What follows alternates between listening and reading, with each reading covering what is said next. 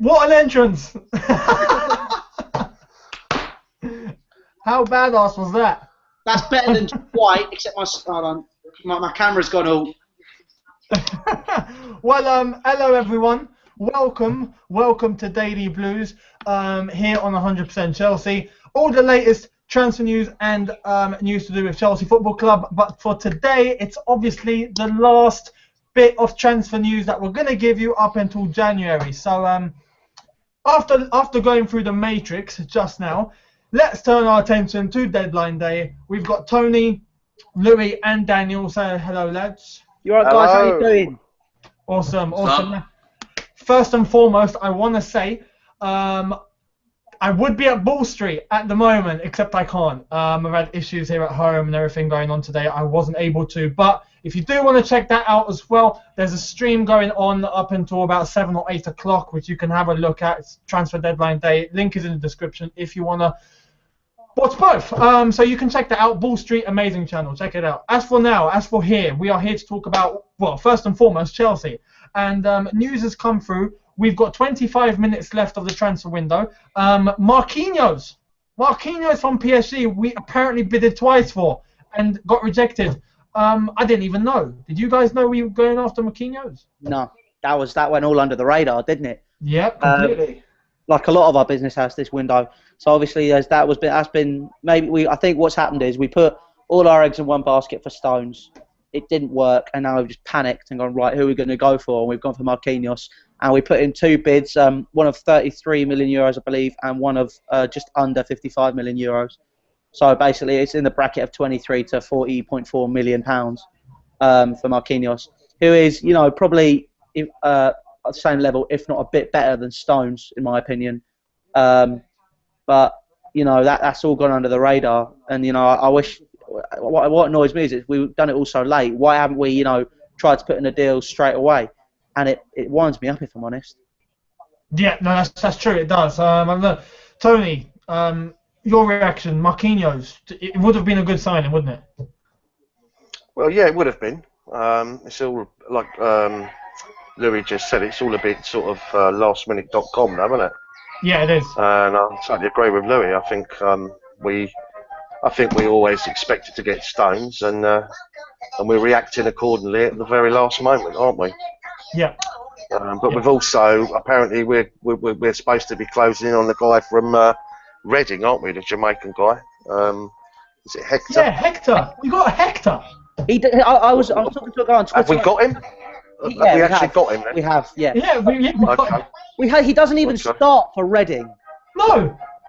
The most bewildering thing about that transfer is that Chelsea apparently, when signing Hector, are going to loan him back to Reading for the season.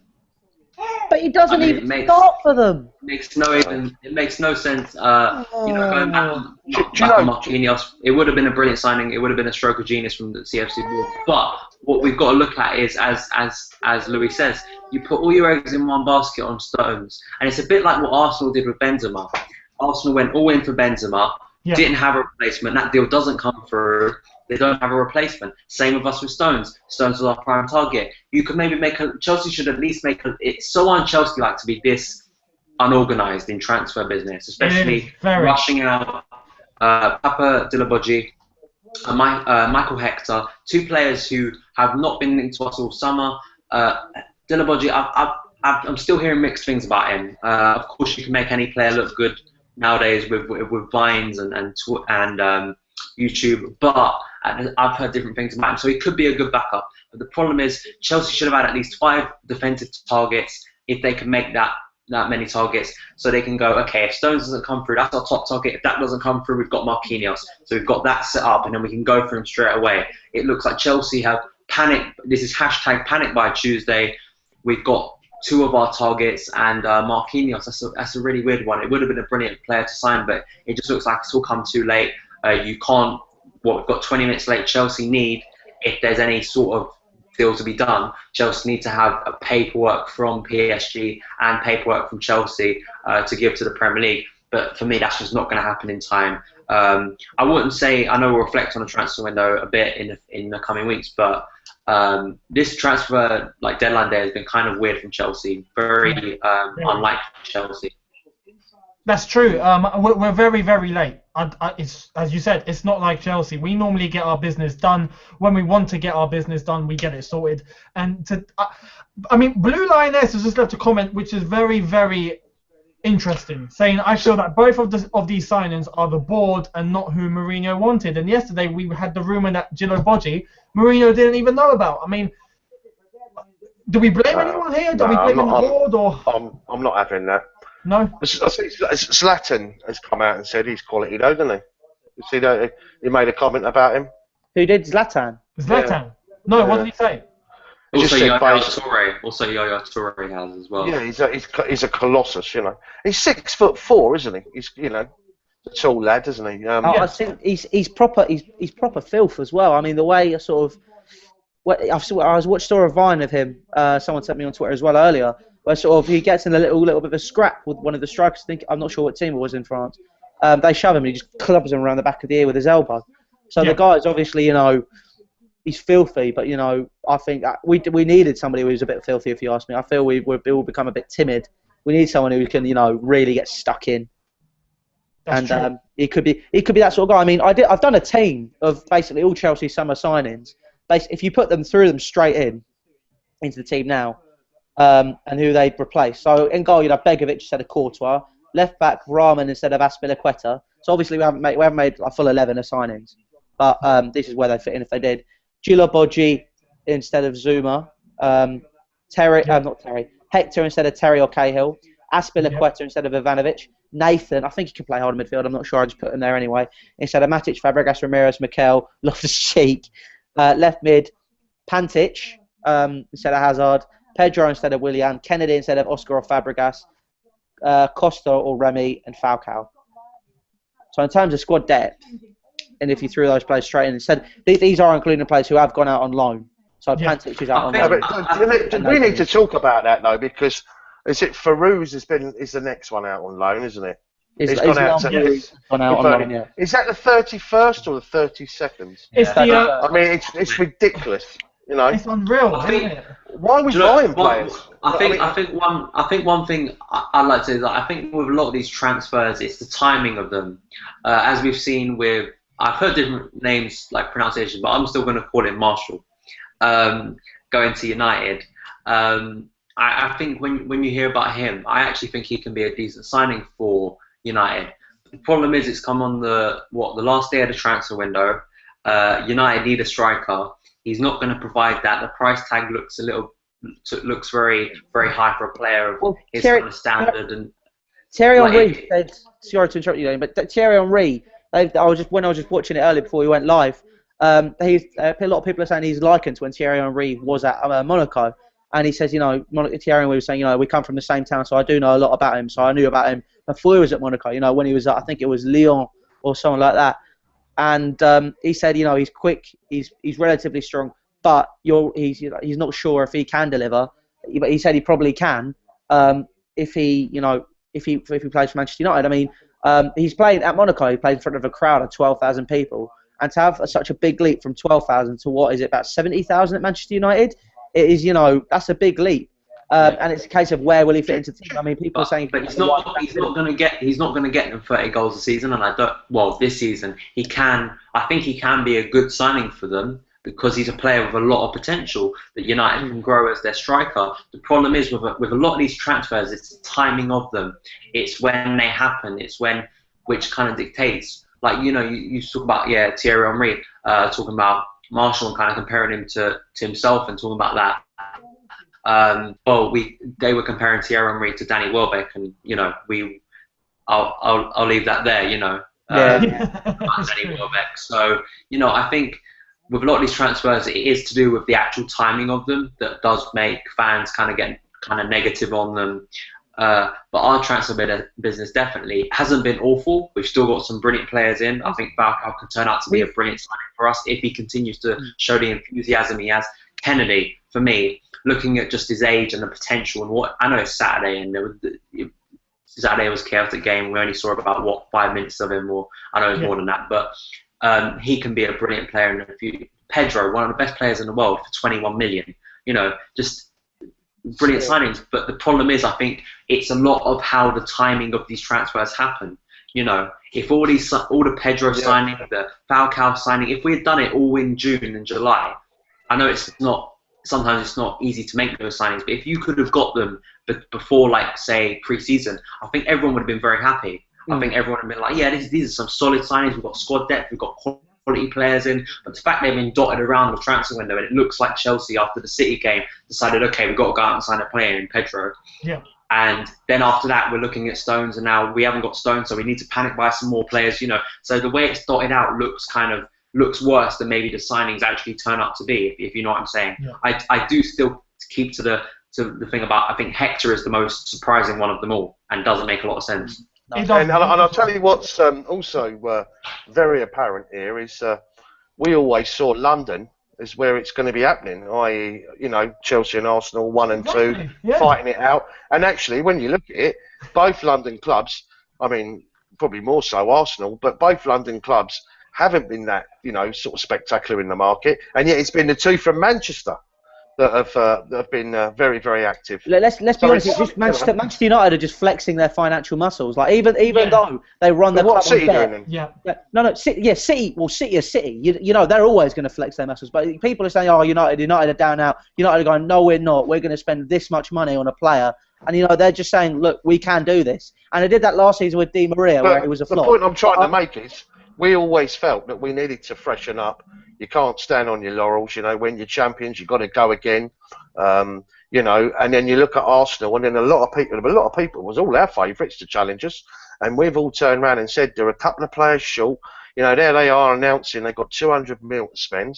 Yeah. I'll tell you what, if I was doing it today, I'd be absolutely, distraught. I know we're not happy. Yeah. You can imagine how they're feeling right now. They must be looking at this window going, well, what's it all about? We've had 10 years, where we're expected to, lap up the stuff about the stadium, and then after 10 years, we've now free from that. We've got money, we can compete, and all that one, and then they come out and make a statement about 200 million, and they haven't.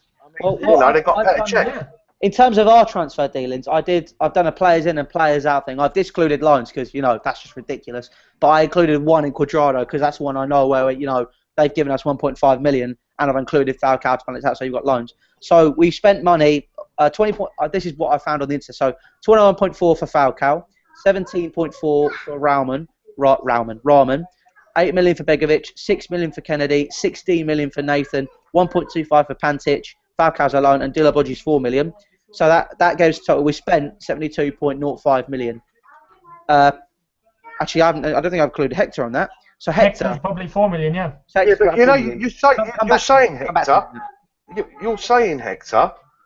But at the end of the day, I'm looking at the Sky thing here, and they're not confirming that. No, they confirmed it earlier. I watched it earlier. They've confirmed that it's basically about to be done, but it's not done just yet. And there's still 11 minutes of the window to go. Just 11 more minutes. One thing I want to mention when we mentioned Arsenal, they're the only team in the top 5 leagues who haven't bought an outfield player. Well, I heard today. That's unbelievable. I see it all over social media. They're all going on about Cavani, weren't they? And then obviously they've come out with a statement. And then, this is what I'm trying to say to you. If you look at the two sides, we earmarked Arsenal and Chelsea.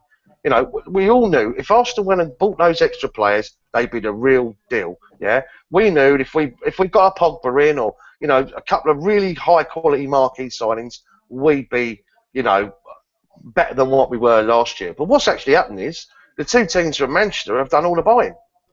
They have, but I think there's a difference. I think there's a difference we have to establish between City and United. City, fair play to them, have gone out and got targets they know that can benefit the team, and they've gone out and got them.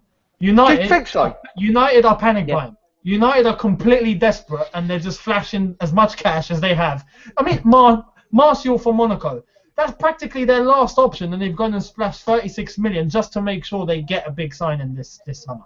It's and I think as well, like I know Tony's saying about like how the Manchester clubs have kind of been spending more. I think Arsenal, you can't really compare Arsenal and Chelsea because we've got to admit that our form has been poor at the start of the season.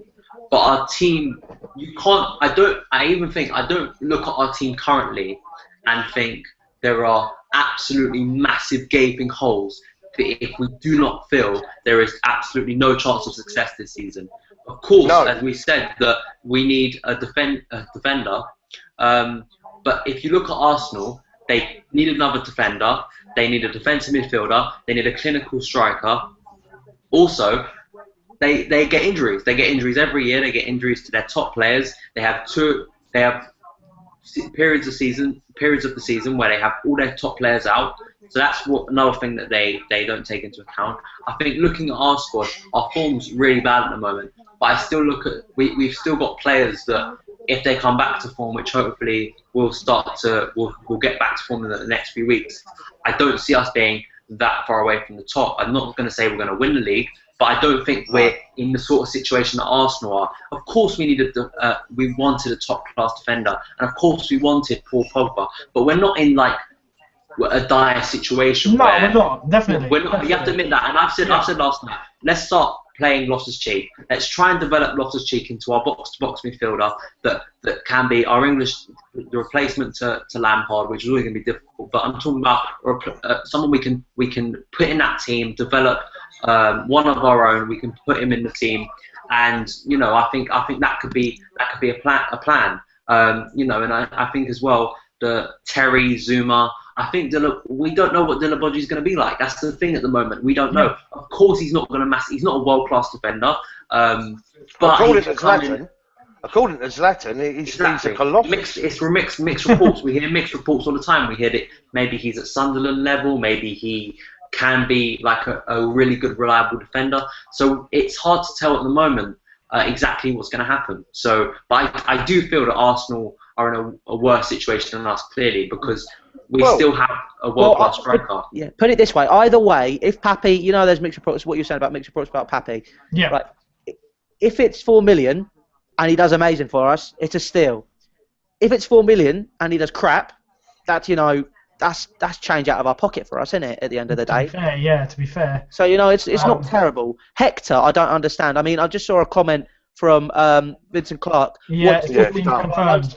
Yeah, nice one, Vincent. He's always on the ball at that guy. He is, yeah. Play with him. Listen, can I just say one quick thing here, right? Dan's comments were bang on.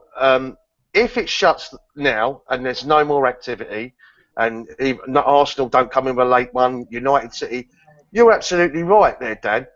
Really and truly, it's more fear of whatever, you're not just what we do, it's what everybody else does. And with what they've actually got in, we're good enough to claw this back. We're good enough. Of course. That seems good enough. That squad's good enough. It's not like Man City have gone out and bought, Messi and Neymar and, we need to put this into perspective here. We had an amazing squad last season. Well, hang on. Say like January, would you replace any of those players last January? Would you have replaced any of them? Exactly. So it's all about form at the moment. And you could argue that the players that we've got in are better than what Man City have brought in. We've got Pedro, like you say, we've got Pedro, and what I'm trying to say is it's nothing scares me about what City have done. All right, they've come out of the traps, but if the window shuts now and it's as it is, right, there's nothing. I don't think there's nothing to worry about. We can play this back. That midfield that City have does not scare you. I mean, it doesn't. What's the matter with our midfield? We're just not kicking it right now. That's all. Exactly. That's exactly what's the matter with our midfield. Their midfield is performing. Okay, we needed to make signings to get our midfield to function properly. No, I mean, look, as Tony said, we do have to put things into perspective here. By the way, 6 minutes to go. We have officially signed Hector. We basically. With Chelsea, we know our problem at the moment does consist of a very bad pre-season. we will come through eventually where our players will start to hit peak condition once again. The question at the moment is just when. That's what we don't know. We're hoping it soon. But our players will get back 5 minutes. to top level. We'll be fine. Arsenal, on the other hand, are stuffed. Absolutely. If you're a gooner right now and you're watching this channel, seriously, be honest. Just be honest, yeah? You're on this channel, fair play to you. Be honest. Let's see if you're honest, yeah? Tell us how you're feeling right now, because I'll tell you what, all right, we ain't got Pogba, yeah, and everything else, but we've got Kennedy in. You know, we've done. I think we've done okay. I think we've done really okay. We've done okay with our signings. It's a case of do we play those players? Right now. It's a case of what me? No, I'm asking the Gooners. I mean, there's okay. Gooners. Well, no, it's a case of the players we brought in. Okay, are they going to compete with the current midfield that we have? Like you're saying about Kennedy and Nathan's gone out on loan, but apparently he's doing really, really well out in the Netherlands. I mean, people were saying, what I was saying in my video is I don't care about loyalty. I want to just quickly get one record straight there. Loyalty is important. However, what I'm saying is I don't care. I think Mourinho is being too loyal. Yeah. He's being too loyal to the players that he has. Yeah, exactly. So he's been too loyal. That's what I meant. It must be very difficult, though, Louis. You know, you're talking John Terry, you're talking, Ivanovic. Exactly. Yeah, no, but I'm talking players that won the league. But players like the won the league, such as Ivanovic, Fabregas, they're not performing, are they? No. So if you're not performing, it's great you've won the league. I would have said to Fabregas, I would have let him play until that Crystal Palace game and said, right, maybe he hasn't found his feet yet. But let's face it, he hasn't been that good since January. He had that blind over a 3-month spell. He hasn't been that good since January, and then Ivanovic's legs have caught up with him. I mean, after the game, someone tweeted me a picture. Our back line, Crystal Palace running past, and Ivanovic. I've seen that. Yeah, he's right high up when he got caught miles behind. Exactly. But listen, we know what to do, and we know what he's got to do. Yeah, and I honestly foresee a change there. Yeah, okay. Like you said, pre-season's not been great, but you know what? In comparison to what everybody else has got in, we've done okay. I'm not worried. You know that we'll claw this back. No, of course. I believe so. You look at like Radamel Falcao scored on Saturday. I've talked before about. You look at the players we brought in, and also if you take away the form of our players, which is not very good at the moment, you look at the players who have come in. I think their form has been, and the enthusiasm they've shown to me has been really positive. Exactly. Looking at Falcao, looking at Kennedy, looking at Pedro. Pedro is a first-team starter for me every week, unless his form drops, unless he gets injured. For me, you put him in that team. He brings something to our team that we didn't have before. That's a massive improvement on that right wing.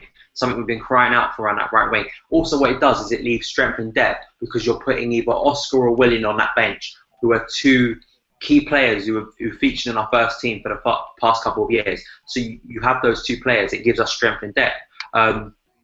You look at, I think, Abdurrahman, when he starts playing, I think he can be a key player. So we have made some good signings. I just think, as I said earlier, I think it's the timing of these signings that I think makes people really negative.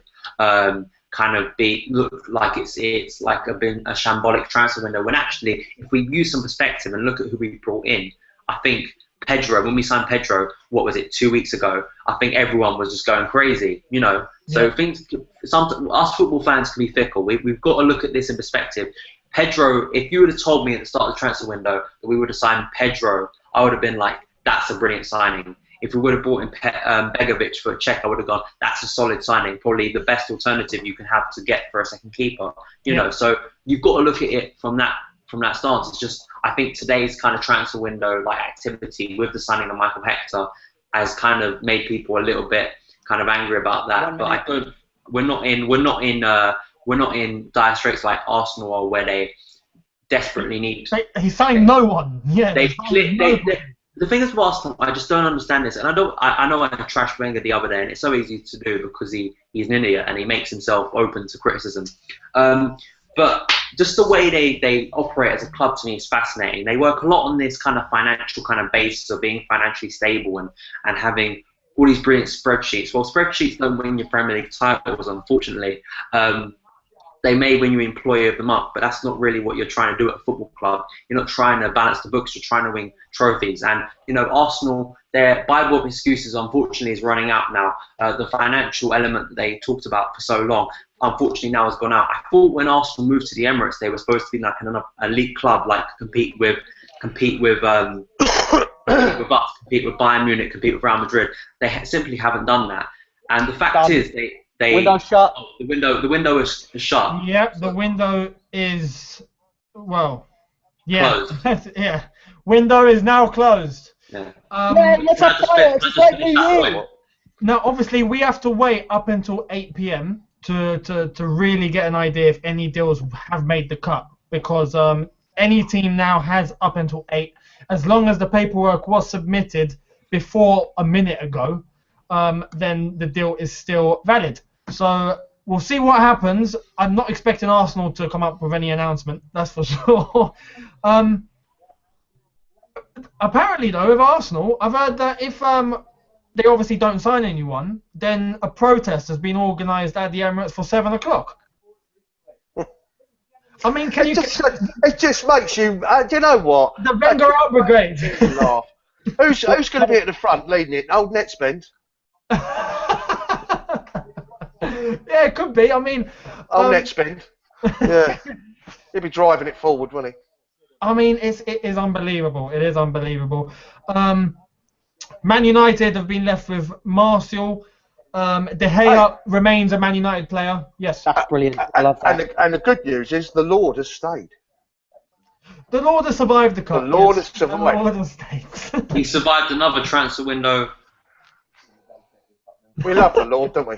The Lord, yeah, he's never going away. He's going to become an ambassador for Chelsea. I've done a team now of what I would start against Everton now the window's shut and we've got all these players in. Can I say it quickly? Go on. Okay. Courtois, Baba, Terry, Zuma, Azpilicueta, Matic, Loftus-Cheek, Hazard, Pedro, Oscar, Falcao. Substitute: Begovic, Cahill, Ivanovic, Fabregas, Mikel, Kennedy, and Remy. That's not too sad, is it? It's not. It's not at all. I think Diego Costa needs a rest. I think that's why I didn't put him in. Yeah, I'll put Falcao in there. I'll put Falcao in there. He's probably high on confidence. After what happened on Saturday after scoring the goal, you know what our strikers are like. He'll want to get back out on that pitch and he'll want to prove himself again and he'll want to score another goal. So I think, I think you've got to give Falcao that confidence boost to put him out on that pitch. It's very hard to leave Diego Costa out of your team. It just is, because everything he's done. The fact is, at one moment he can still score a goal. I mean, he has scored. He scored against West Brom, but he hasn't been on top form. And I think Falcao has looked better than him so far this season. They've scored the same amount of goals, and Falcao's been coming off the bench. So I think to give Falcao that chance, I think Hazard, Oscar, and maybe Pedro would be the three behind the striker I'd put. But definitely, I think Kennedy and I think Loftus-Cheek should start. I think Jose's got to make a massive statement. I think to make that massive statement would be putting Loftus-Cheek in the first team to start against Everton. I'd love to see that. I'd be so happy to see Loftus-Cheek on that starting team. Along with Matic. Yeah. Along with Matic. That team, I really do, because like you're saying, because we haven't got Pogba now. People are saying we were never going to get him. Yeah, we had that hope. It didn't happen. Okay, fine. Let's just put that to one side. Yeah, forget it. It's done. Yeah. Let's develop Loftus-Cheek. Exactly. Yeah. So I think it starts against Everton, even though they're a difficult team to play against. I think if we start Matic and Ruben Loftus-Cheek, I think Loftus-Cheek's only going to get better. He played well against Crystal Palace, and Crystal Palace and Everton at the minute, I'd say, sort of on a similar level. So in terms of that, I think, starting Loftus-Cheek in there, and who would he be taking on in that midfield? I mean, so you got Kevin Mirallas, that could be an issue. Ross Barkley, Gareth Barry, James McCarthy, and De La Feu, I'm going to say that. I mean, you've got other players in there, but I don't know 100%. I'm not 100% sure of what the other ones are, because they've got a strong team, Everton. But that midfield, if you put it up against Loftus-Cheek, Hazard, Pedro, Oscar. Excuse me. Yeah. That's got nothing on it. I mean, I've just seen a bloke, Chelsea FC 61999, play 4-3-3 or 4-4-2. I completely agree with that, because I think against teams like Bournemouth, we should do it up front to definitely get those goals in. But I think against teams like Everton, if you have a pivot of Matic and Loftus-Cheek, and then you have Oscar sitting just in front of them, I think that could be excellent. It's just the way. And then Matic doesn't have to worry about doing Fabregas's distribution. I think as well. Do you think now we haven't got Pogba that Oscar will be fit for forever? I mean, fingers crossed. I would play Oscar. I reckon. Honestly, as I said in one video, we need to make. Everton's could be a good game because I think. Sorry, Eunice, but I think Roberto Martinez is just very technically naive in a lot of games, and he leaves certain key players unmarked. He's a bit like Arsene Wenger in his kind of style that he doesn't go all out to try and stop players. That's why we scored 6 goals against them in one game last season. Amazing. What's that game? They play so open in games, and I think if you were to put in, say, a Loftus-Cheek, I don't think Roberto Martinez would go out of his way to stop a player like Roberto Martinez. I'm sorry, Loftus-Cheek, what am I saying? Loftus-Cheek. He wouldn't go out of his way to make a tactical plan to put someone on Loftus-Cheek. I think Loftus-Cheek would be it'd be a very open game, so I think that would help us. I think Falcao would have space in behind to run into. I think Hazard as well. Pedro, I think against Everton, I think we've got a real chance to go out there and prove a point against Everton, in my opinion. We do, but just got to put the right players out there. It is, but it's a difficult ground to go to as well. That's the issue. I mean, it is, Louis. I mean, we beat them 6-3 last season. Honestly, we could have had 10 that day. I know, but we could have had 10. But we were quite open at the back as well, weren't we? It was a great spectacle, great game to watch. But let's be honest, when we scored, you can't lie. You were a little bit worried, sort of, when it was quite close. When we scored, you were sort of going, "They're going to score another one," and then you sort of relaxed a bit when it hit 5-3. It was going, it was like 2-0. 1-0, 2-0. It was a crazy game, mate. I can tell you, for the supporters, I mean, it's mad. It was absolutely mad. It was ridiculous. Fantastic atmosphere there as well. It was. The ground was shaking. It was absolutely ridiculous. But I mean, the team that they could be putting out is, let's face it, pretty dangerous. I mean, Leighton Baines, he's still out, isn't he? I don't know, mate. We have to check that one out nearer the time, I guess, wouldn't it? Well, no, I think he was doing a thing where he's out for like a few months, isn't he? Because he's done something to his leg. So they'll be playing Brian Oviedo on that left-hand side. So let's be honest, Brian Oviedo isn't all that to be scared about. He's not all that. No. So that back, it's not the quickest of back fours either. But Jagielka's pretty tactically aware. John Stones, we all know about John. John Stones. So right back, they've got Seamus Coleman. Now Seamus Coleman, he was very, very good this weekend. I mean, I watched, not this weekend, last weekend. When I watched Match of the Day, he was picking people up. He wasn't afraid to take them on. So Hazard has really got to be on his game against Seamus Coleman because he sits off and then he picks the ball up when you move away with it. So we've got to be really, really, really careful with it. So that back four is pretty decent. It's pretty solid with what they've got there. Have you seen what Piers Morgan has just tweeted? Have you seen what Piers Morgan has just tweeted? What's he done? No, I've got to read this out to you. He goes, 6 p.m, window closed, season over, thanks Arsene, #Wenger out. It's coming back! The Wenger out brigade, they're about to kick off. I'm going to tell you right now. The Wenger out brigade is about to kick off. The meltdown has begun. Sorry, Ty saying to me at Wembley, when has anyone ever said Wenger out? When has anyone ever said Wenger out? Every season, soon as something goes wrong. If you lose one or two games, we don't sign someone. It's all right, mate. But he never fails, does he, old Piers? He's a moron. Thankfully. I know he's a moron. He's got mood swings more than a flipping. If I say it's not PG. But he has got a point. I mean, you would be a little bit distraught. I mean, don't forget they've had to lap that one up for a lot of years about that stadium. Oh, yeah. And then it's like, I remember, I swear to God, right, at the Community Shield after the game. You remember, Louis, we're walking back. Gooners were coming up to us going, listen, we got money now, don't you worry, and all that. Yeah. Honestly, and then they're coming out, we can afford any player we want. We can compete at the top table and blah, blah, blah. Look at it. Look at it. Hilarious. Look at it. Brilliant. Same old crap, It is the same crap. It's the same old crap, and it always happens. You can understand why they want to have a little march. They do spend a lot of money, I mean, don't get me wrong, their prices are ridiculous, aren't they, at Arsenal? Yeah. You can understand their beef with it all. They've had to lap up tens, They thought this was their year, they thought it, finally, this is it now, and Exactly. I mean, one thing I want to say really quickly, sorry, there's been a couple of people who put in the comments that Marina what's her name? Granasovli. Yeah. Skia, Something. yeah. That basically were our director. Basically, Roman's number 2. People saying that she's left the club. Just want to say nothing official has come out. It's not on the club website. I've just checked, so don't panic. Right. I don't think it's true. No. Yeah, come on. She's been with Abramovich, I think, for how long? 18 years, it said. I just looked it up. Yeah, she hasn't left. She's done a great job, actually. You can't say The wise gamer, she hasn't left. It's false. Well, she was brilliant. She was hailed as an absolute, as a genius last season. So let's not slate her now. Exactly. We haven't done too bad here, yeah? Let's compare ourselves to the rest. We haven't. Yeah, we haven't done too bad. We're just a little disappointed that we wanted to just, get a couple of little marquee signings in, but... I mean, look, if we had started the season how we wanted to, and we won, let's say, most of our 4 games, or we'll be sat in a worry. We're top 4, and we got Pedro and Begovic and, whatnot, Kennedy, all of us would be like, oh, yeah, pretty good window. But it's just because of how it's gone in those 4 games, everyone is just deflated and gone, yeah, we need to panic buy. When we actually don't. United are panic buying. Arsenal really do need to panic buy, but their chance is gone now. I think we've talked before about like our centre-back kind of thing and talking about how in a year's time, I think we can have that discussion about John Terry, and that's obviously going to be a massive thing to deal with.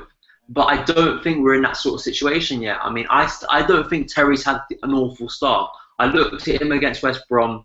I'll stick to this.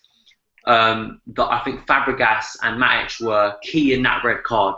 They were, especially Fabregas, just slow on the ball, loses it, and Terry has to make a decision. He makes the decision, the instinctive one, he gets sent off. I think him and Zuma is a brilliant partnership for me. It was from January last year. Him and Zuma, the times they played with each other at that Liverpool semi-final second leg, the Man City game at home, the times they played with each other, for me it just works so well because you have the instinctive kind of ability of John Terry, who knows where he wants to be, where he has to be, leadership qualities that no one compares to him on that. And of course you've got Zuma, the young athletic kind of player who's pacey, who can catch up to the likes of Aguero. For me, it's a brilliant partnership. And if you can put Aspilicueta on the right back, get Baba Rahman in that team, for me, I think that adds real new energy and life into that back 4. And I think you've already got one of the future 2 of that centre back pairing in the team. And next season, next transfer window, we can start to address John Terry, and maybe if by that point maybe we can see that he's not going to be there for another season, then we can talk about that. But we're not in an awful position. As I say, the former players, I think, as Tony, you said last night, if we go on, and I was thinking about this the other day, if we beat Everton, especially if we were to go and beat Arsenal, it would just lift the fan base so much. Totally. And I think, even if it was, it would change everything. And that's what Chelsea have done in the past. We've been on bad runs, and then we get one win against a team we didn't expect to in a big game, and then it just lifts everyone, and we can go on a run. That's the feeling I'm getting.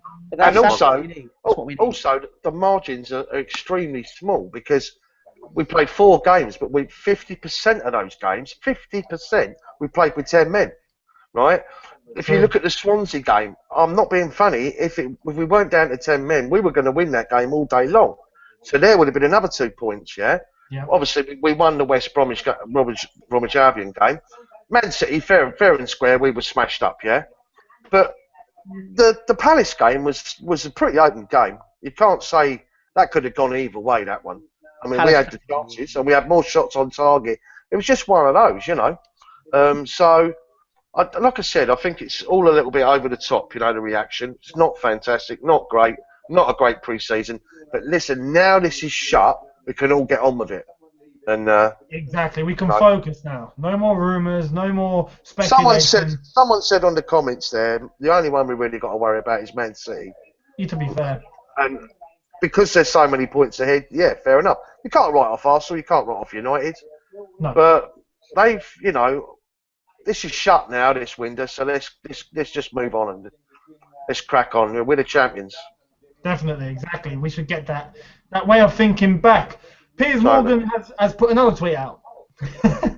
He's put 18 players out, 1 player in, Peter checked, 200 million remains in the bank. What an absolute joke. Lol. Yeah. He's only saying what a lot of gooners. No, I'm just gonna reiterate what Mo likes to say a lot, which is money in the bank and gaps in the squad. Sorry, say that again. Money in the bank and gaps in the squad. You got money in the bank and gaps in the squad. I think that's what he says, and you know that's Arsenal for you. They put a smile on your face every week. You know that's the way it works. That's true. That is true. But well, the window is finally shut. As we've discussed, we seem to be all happy, or not happy, but okay with how we are now at the moment. We've lifted that spirit. Negativity is now out the window. And Man City obviously are still favourites as it stands, even in all the betting markets. Do you think their form will dip? I mean, if you remember before the start of the season, we were saying that Man City are a threat, but we just don't think they're going to last all the way through. Just like last year where they got tired, they really haven't changed much players. They've only added Sterling and Delph and now De Bruyne. Do you think they're going to last and go all the way? You can't say they're not going to do that, Yeah. but they're going to have a dip, aren't they? It's you know, and then obviously key players that perhaps get injured or suspended or whatever. If you took Silva and Aguero and Yaya Toure out of that side, you know, I don't think they're the same size. So it's such a, you know, adds up all the points that's available right now. It's not panic stations, you know. No. They come to our place, we beat them. All of a sudden, that's 5. They drop one game in a draw. All of a sudden, that's 3. Yeah. You know, it's nothing. They've come out of the traps. They've done very well, and you know, they set their stall out, and they definitely seem to be on the up, confidence-wise, etc.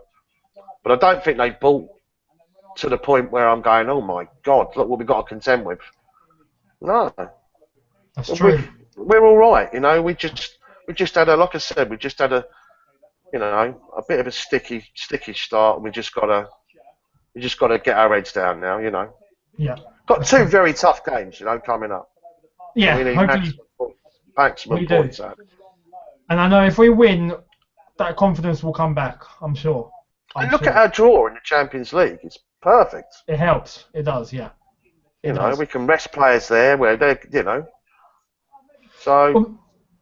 What I can say at the moment is that hashtag Wenger out is blowing up on Twitter right now. It's absolutely gone mental. Virgin Media have given their thoughts on Wenger out. Virgin Media have got involved. They've gone and put, despite the transfer embargo, Barcelona, who are banned, by the way, signed more players than Arsenal this summer. Hashtag all the football, hashtag deadline day. A club with a ban have signed more than a club without a ban. That's a big statement, isn't it? And Tottenham have signed no one, have they? You know, but then you look at that. Maybe that's to do with the stadium. And we've got to look at our own stadium. You know, exactly. Yeah. Maybe that's the reason why we haven't got on MAD, but we've still said was it 70-odd million. Yeah. You know. No, it's true. I mean, but as you said, we're still all confident in our team that we will come through eventually. It's just a bad start. It's a blip. It's bad conditioning. It's bad fitness. All of that will build up, so we'll be all right. But for Tottenham, it's probably the stadium. Yes, because they don't have a lot of money. Probably gonna have to be the stadium. Arsenal though have 200 million in the bank, just sitting there. Is that true though, Eunice? Is that an actual fact then? Yeah. There is if it's not 200 million, if it's not 200 million, the other kind of amount that's been quoted is around 80 to 90 million, around that price. But even then, that's an amazing amount of money. Do you know what I mean? You can still get some quality players with that sort of money. There's no excuse. There's just absolutely no excuse why Arsenal shouldn't have done stuff in this transfer window. And you know, I remember, you know, she did the video of Robbie back in what was it, back in what was it, June or July, when they signed Petr Cech, and Robbie there with his Petr Cech cap on, being all smug, going, yeah, this is only the start. We're gonna do so much this season. We're gonna go out. We're gonna sign a striker. We're gonna sign a defensive midfielder, and we're coming for you, Chelsea. And all of that he said. And well, it's not happening, is it? It's not happening. It's a bit awkward. It's a bit awkward. I mean, with the 200 million, I just want to clarify. It's 200 million in the bank. It's like, for example, if I say if you had 200 quid in the bank and that's all you had, you're not gonna go out and splash 200 quid, are you? You know, you're gonna spend a little section of it, but you're not gonna spend all of it. That is the situation at Arsenal. They have 200 million.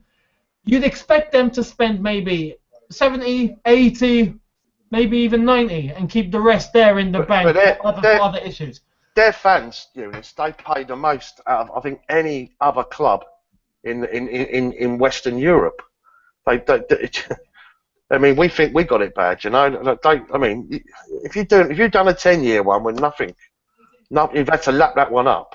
Yeah. You know, I just want to know: is that 100%, Eunice? 7 o'clock, they're all marching. I think I mean, yeah, this was organised this afternoon. The Mirror picked it up, and because it started on Twitter, and it just got retweeted and retweeted and retweeted and favorited, and it just blew up. And the Mirror picked it up, saying a protest is organised, and apparently so by 6 p.m. if Arsenal hadn't signed someone, then everyone's going to go to the Emirates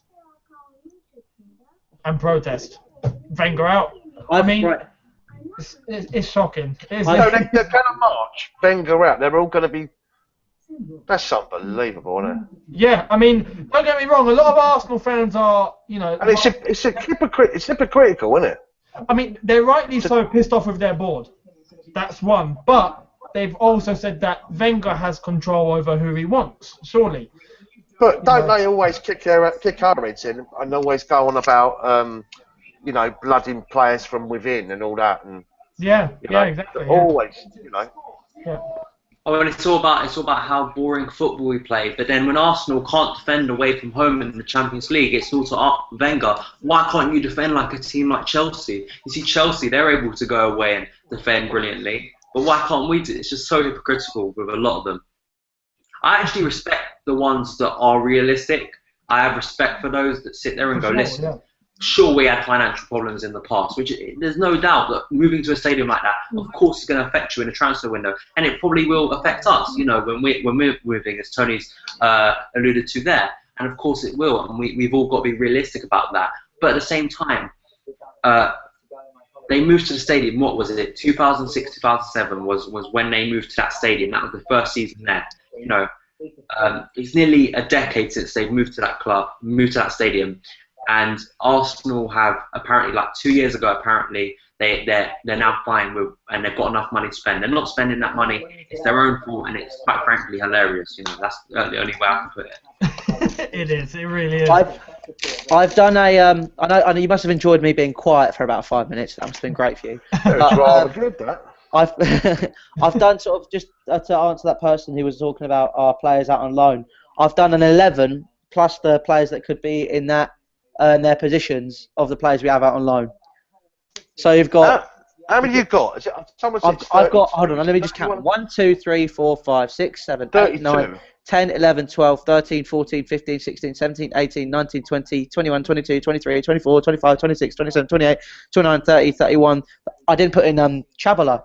32. And what about Moses? Moses signed a 4-year deal, and we loaned him straight out to West Ham. To West Ham, yeah.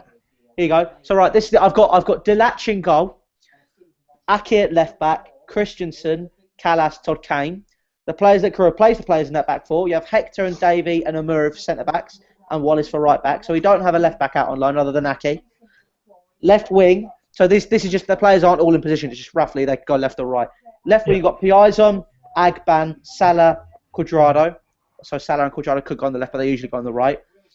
Right, I don't know if Baker can play there, but I put him there because apparently he's one of our up-and-coming. So Baker, Houghton, Pantic, or Moses.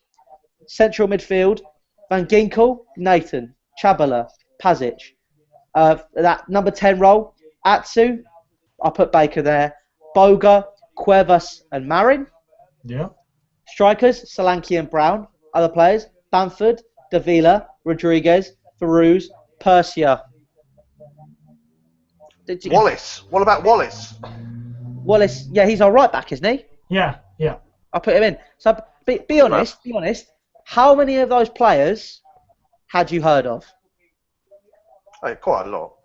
No, but as in heard of, oh, they're doing really well. Like, we all know about Bamford because of how well he was doing. And be honest. How you heard of Delach, our keeper? Yeah, he played for us they used him in a few games last season in pre-season. Yeah. Yeah, they played him a few. I had heard about him. We've heard of him. We've heard of these sort of players, but you're right in saying we haven't heard in terms of how they're developing or how they're doing elsewhere, or maybe a few of them. Exactly. Yeah. I mean, I'd never heard of Davey until about a couple of weeks ago. I'd seen him on FIFA. That's the only reason I'd heard of him. Genuinely. Someone said they're all collectively worth 100 million. Yeah, that was I guess if you divided 32, was it 33, into £1 million? Right, hold on, let me just do that now. I'll just do that quickly. Right, 1 million, so 1. So 100 divided by 32. Let's do that. That's rough. That's 3.125. So that's roughly about 3.2 million a player. Tony, I've been asked by who asked me on Twitter. Frankie Lampard, that loving legend 08, has asked me if it's at all possible to bring on Claude, to get Claude on.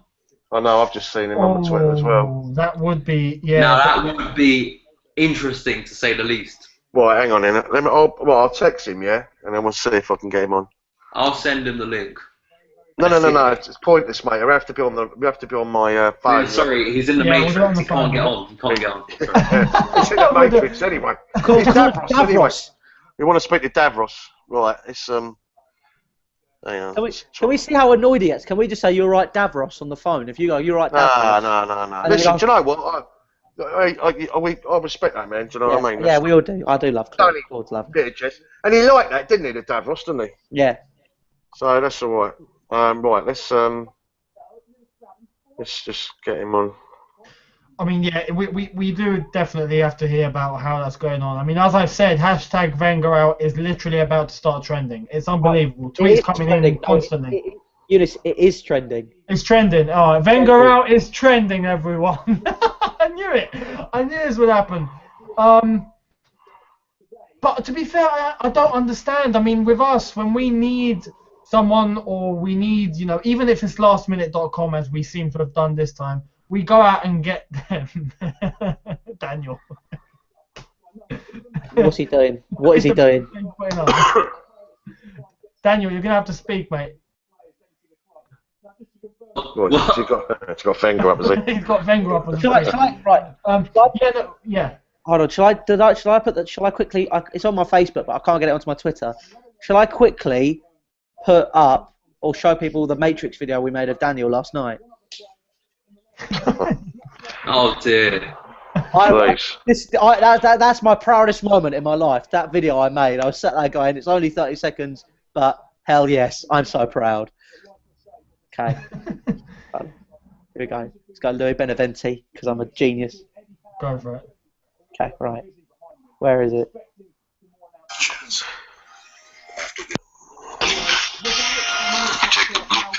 Hold on. Right, let's put the I'll see what my headphones in. Turn the brightness up quickly. Right, he's saying send him the link, but shall I just send him a ring, mate? Oh, if you can come on, that would be awesome. Here you go, right. I'll send the link. And right. see what happens. Hang on, right, hang on. Right, we're sending a link. The story ends. You wake up in your bed and believe whatever you want. If you can't do it, call me, yeah? Red pill. You stay in Wonderland. And I show you how deep the rabbit hole goes.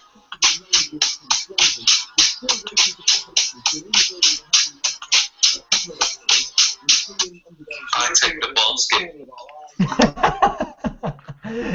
basket. Daniel takes the basket. Red pill or blue pill? Oh! Actually, while we're waiting, just a quick one, because we was very chuffed with some of the comments last night. We were reading them, weren't we? and a lot of you have turned around and said, because obviously we started this because of the transfer window. So it was a cumulative thing over the days and weeks where we built up to this actual moment. But a lot of you have turned around and said, can you carry it on? Yes. So if you want to leave your comments on that, because by the sounds of it, you want us to carry on, because it was really just till the transfer window closed, wasn't it? It was, yeah. It's like everyone else. I mean, I'm sure everyone knows all the other fan channels and Transfer Daily and all that sort of. This is what Daily Blues originally started off with. If you remember, before we even started doing live broadcasts, or live hangouts, I would do just like a quick 4 or 5 minute video with the picture of the player that we're linked with, and then that moved on to a live thing, and I read your comments, and then that moved on to bringing the guys on and having a discussion, and everyone has loved it. That it can't go away. It just can't. The transfer window's closed, but I think Daily Blues must go on, and it's official. Daily Blues will go on. Okay. It'll go on. Daily Blues continues. But basically, what it'll be is just any news surrounding the team, any latest discussions. Yeah, we'll choose a topic. You know, like I don't know, like it would be related to Chelsea, obviously, or just football related, isn't it? You know, and then we'll discuss it, and then obviously you can, you know, whatever. It's all about you guys, anyway, isn't it? Exactly. The wise gamer just put. He said, "You enjoy it, we enjoy it, so why not?" So, isn't it? Exactly. If it's everyone different, isn't it? It's different. It's totally different. That's another guy here, Joshy says, "I'm not even a Chelsea fan, but I think Daily Blues is brilliant." Oh, fair play. Yeah, we've had a lot of people. Thank you know, you. we've had a lot of. You know, it's very nice. You know, very nice. It is. It feels very personal, and it gets some people really getting informed about Chelsea and the latest, and yeah, I do enjoy it. I'm sure all of you do enjoy it. Change the name of the channel to Daily Blues. They couldn't we? Oh, no, fair play. Respect to Vincent Clark, because he's a loyal viewer and also a loyal follower of all of us on Twitter. Yeah. And respect to Vincent, because also he's been following me and like even before like this channel, so respect to him, and go follow him on Twitter, because he puts up some great tweets, deserves more followers, so go and respect to Vincent. For sure, Vincent. He's wild, Vincent, isn't he? He lets us know when we're out of order, though, doesn't he? Yeah, no, he does. No, I don't know about you guys, but over on my channel, before 100% Chelsea even existed, he was a follower of me from when I started. He was one of my first, I remember. So he's followed literally up until now, and yeah, credit to Vincent. Oh, these are really nice comments, aren't they? Really nice. Yeah. No, they are. Did you send that link to Claude? To Davros? Davros. Are we calling him Davros from now on? Shall we? I mean, we've got the Lord. Well, the Lord is. I mean, that's a Daily Blues name now, isn't it? The Lord. You've got the Lord Mikel. You have King Gilabodji. You have Claude Davros. We haven't got King, but what do we call him? Dave. Rodney. His name's Rodney. I think King Gilabodji. And we got Hector. So we got Dave, Rodney, and Hector. We just need to go through our team and just, you know, just go through and decide about. He's got send the link, Eunice. Send the link to his. I have. Are you sending it to his Facebook? Yeah. Well, let me tell him. You know what he's like.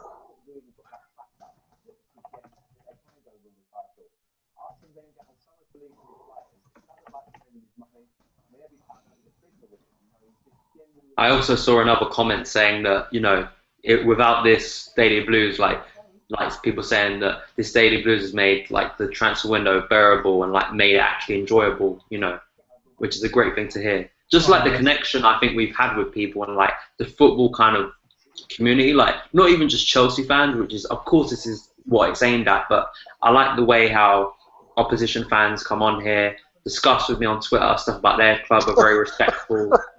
You know, you see that? We only went and signed Pedro, Davros, Lord, Rodney, Dave, and Hector. It's just mad, isn't it?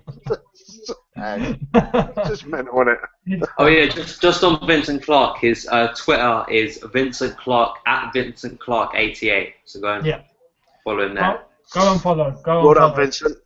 He's a top Chelsea fan. I'll tell you that now.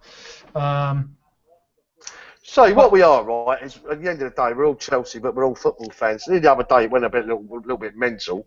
That's because it all got a bit, got a bit abusive, didn't it? Yeah. And at the end of the day, we all like a bit of banter, and we'll give it out, and we'll, obviously we love knocking the gooners, But it don't mean you don't want a death threat just because you. It's mad, isn't it? So I want to keep it real. On a lighter note, our Brereton, I had a called Hector. Never did what he was effing told, lol. Yeah, he had a dog. No, I know exactly. Well, he's obviously in my age because Hector's House. I'm sure that was a dog, and that was a cartoon, like a children's program back in the day, boys. Hector's House. Yeah. Oh, quality. But yeah, the link has been sent over to Claude. Hopefully, we can get Claude on because Arsenal it's going crazy, guys. It's going absolutely mental. I want to know about this 7 o'clock, and I want to know what he's got to say about it. Because he's not exactly Wenger's greatest fan, is he? He'd probably be leading it. To be fair. Right, but I'd like to know if he's actually going to be there, or does he know anyone that's actually going to be there? Does he agree with it? How does he think it's all going to happen now? Because, honestly, if you are an Arsenal fan right now, you've got to be pretty distraught, haven't you? Gutted, absolutely gutted. You have got to be gutted, And it's not just taking the piss. I suppose we are in a way, but I've been tweeted by. Yeah. I've been tweeted by an Arsenal fan. Look at it from an Arsenal point of view. It's not an overreaction. It just shows complete lack of ambition. Well, Did Claude apologise to Tony after the West Ham match? He laughed at Tony when he said checking the biscuit. No, do you know what? I know where he's coming from now. Yeah, I did say about him, he's missing the flight of the ball. Listen, when them goals, we've all seen that before, haven't we? Where he comes out and he just misses it, or he's not the greatest, is he? In the air, don't get me wrong, he's a quality goalkeeper and a fantastic reactionary goalkeeper. He saved them against Liverpool. Yeah. But no, he didn't. He didn't apologise. No. I think on Czech, and I think it comes down to all goalkeepers. They have to have a good kind of understanding with their back four. And what Czech had at Chelsea was he knew what was going on with that back four. Him and JT would constantly interact. He would interact with all of our defence, and he'd have a good understanding of where they were. Probably when a ball like that would come in, JT would organise our defence and say exactly what was going to happen there. And JT would probably say, okay, I'm going to header this out, But the problem is he doesn't have that connection with Arsenal. And Arsenal don't have those big leaders in the team. I think that's another problem. And I know I'd like to hear from Arsenal fans. I think one of the problems as well is I think Arsenal have made an improvement. I definitely see like Saturday's game, the game against Crystal Palace where they ground that out. There have been more kind of Man City away. They have kind of improved on that. But for me, they still don't have leaders on the pitch that can say, okay, this is going wrong. We need to grind this one out. Like, for instance, if you put a lot of the games last season, say, like, I'll pick one out straight away, like maybe QPR, that game, QPR, hostile environment, the crowd are on your back.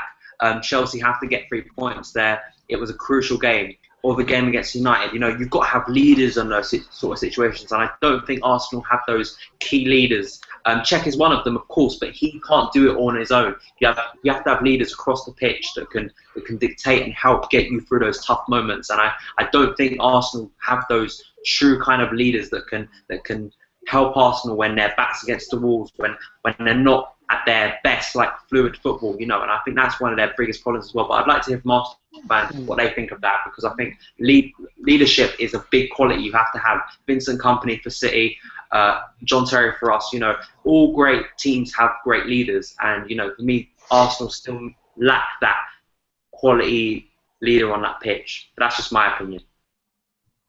Yeah, I'd agree with that. Has he got that link? He has, yeah. He should have it.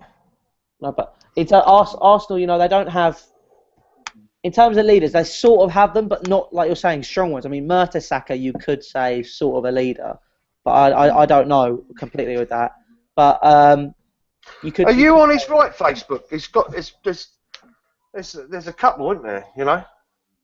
You're on the right one, Eunice. I'm on the same one that Daniel has, and I think all of us have. Yeah. I've also sent in the link as well, so. Yeah. I mean, I've seen an amazing comment. This is from Dane Kiro. He says, Arsene Wenger's magic. He wears a magic hat. He has 200 million to spend. He said he's keeping that. He won't splash with his left hand. He won't splash with his right. And when Arsenal win the when Arsenal lose the league again. When Arsenal win the league again, Louis will dance in a thong all night. I mean, Mourinho right now. No, when Arsenal finish fourth again, we'll sing this song all night. Listen, all together now. Oh, Arsene Wenger's magic. Jose at the moment, as he did say, he'd be watching Sky Sports headline day. He probably is with like a wine, a Portuguese wine in his hand, just going, Wenger is in trouble again. Roya, you're in trouble again. You know. Let's be honest. Arsene Wenger, today and like this transfer window, other than Petr Cech, he has been a bit of a voyeur. He's just been watching it go by, hasn't he? I mean, I don't understand. I mean, as I was saying, with us, when we need players, we go out and get them. Sometimes we don't end up getting the person we want, but we try to fill the position.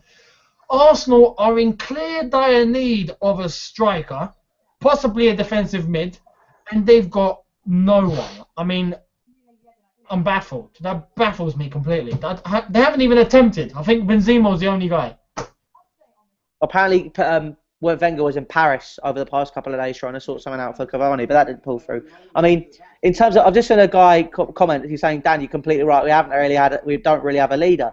And if I think about it, the last leader that they had was Vieira, wasn't it? Yeah. Tony Adams, maybe. You could argue Tony Adams. I mean, well, slightly after Adams, you had what? Keown. Yeah, you were right in saying Vieira. Up until literally Thierry Henry, and then the moment he left, Arsenal left. That's 2007 then. Yeah. I reckon. As soon as Henry thought, that's it, I'm off, Arsenal pretty much died there and there. Tony, do you think we will sign big in January from Mazin Khan? We can. Hard to say, really. I would say, I guess it all depends on how we do up until January.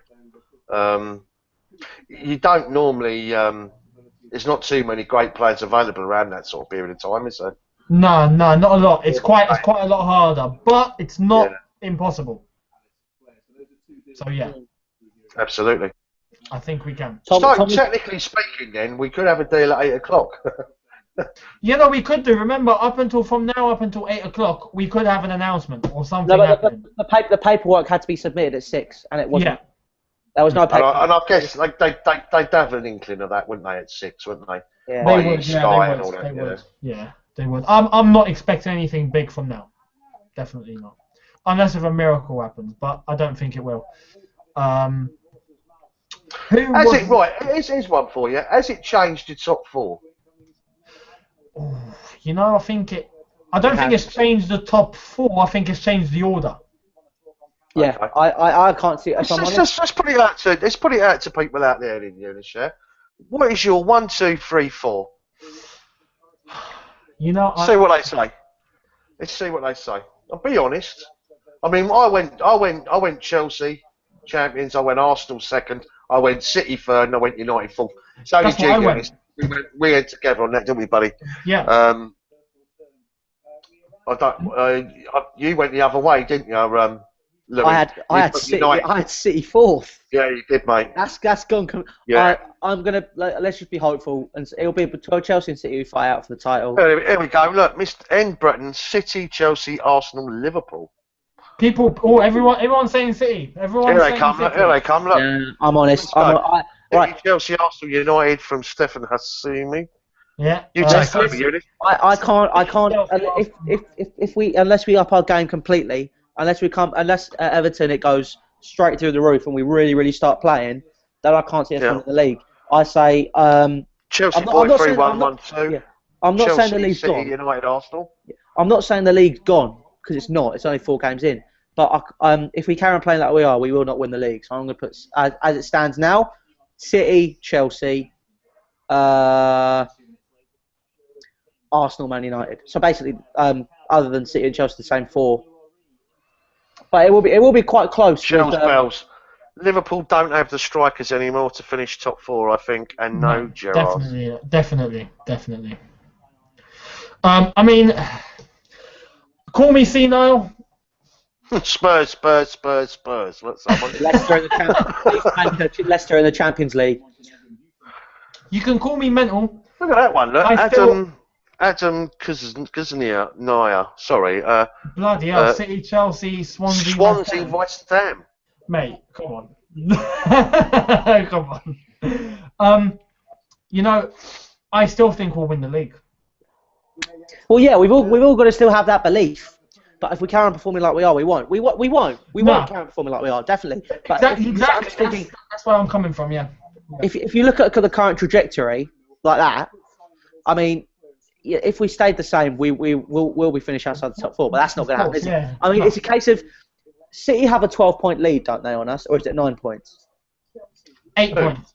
8 points. I don't know where I was thinking. I came up with 9 and 12 then, but but they have that many points on us, yeah. Yeah. 8 points you can make up. Tony was saying that earlier. You can make that up. Of course. It's the case of when.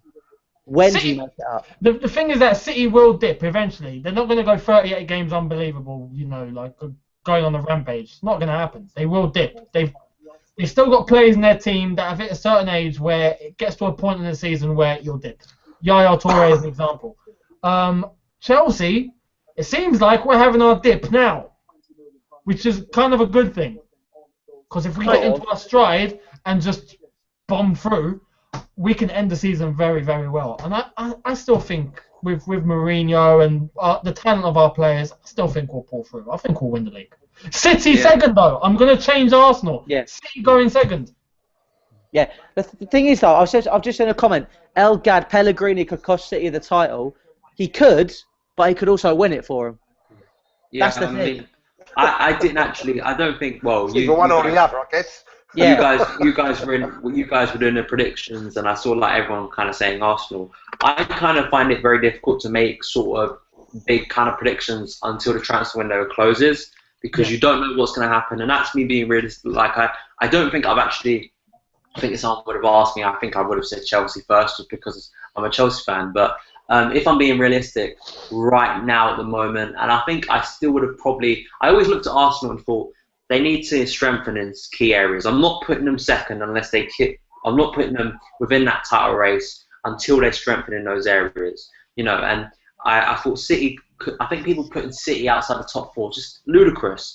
I think it's the same with United. I think United, people got fooled into thinking United had a better squad than they actually did.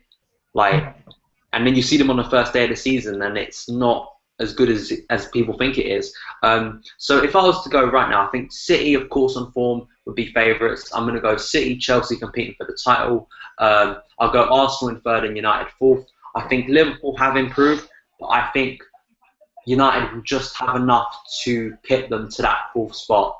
I think tactically, I think United and Liverpool will compete for fourth. Oh, okay. Oh, yeah. And Arsenal, I think, will finish third again. They may have a little bit of a run, but I think those fragilities and those weaknesses in the team will start to be exposed. I think they'll get injuries again. That's a key issue that Arsenal don't take into account, is the amount of injuries they get. It's not unlucky. That's an excuse that you can't use. No team gets that amount of bad luck with players. It comes down to Wenger. It comes down to his training with those players, trying to play his best team every week, no rotation, training his players very hard, and that's what happens. You get injuries, and he buys players that are not physically not good physically enough to compete in the Premier League. So that's why a lot of the times you see like Stoke physically outmuscle Arsenal, because Arsenal have got a load of small players who can get muscled off the ball in games, and that's the problem. So I think those also defensively, I think they are a bit suspect, especially in midfield. So sorry, I've just got a message from Claude on Twitter saying he wants me to put the link, so I'll put the link. Yeah, but just on that, I've sent it to him. Yeah, go on. I'll send it. I'll send it to him again just in case or whatever.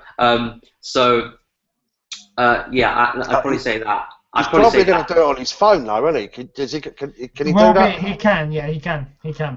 That's what I'll stick with. I'll stick with that top four. Of course, as Louis says, currently, of course, City look favourites to win the league. But this season, winning a Premier League title is one of the most difficult things you could do. It's a marathon, not a sprint. Which is the cliche you'll hear over and over again, but it's so true. At points last season, we dipped in form.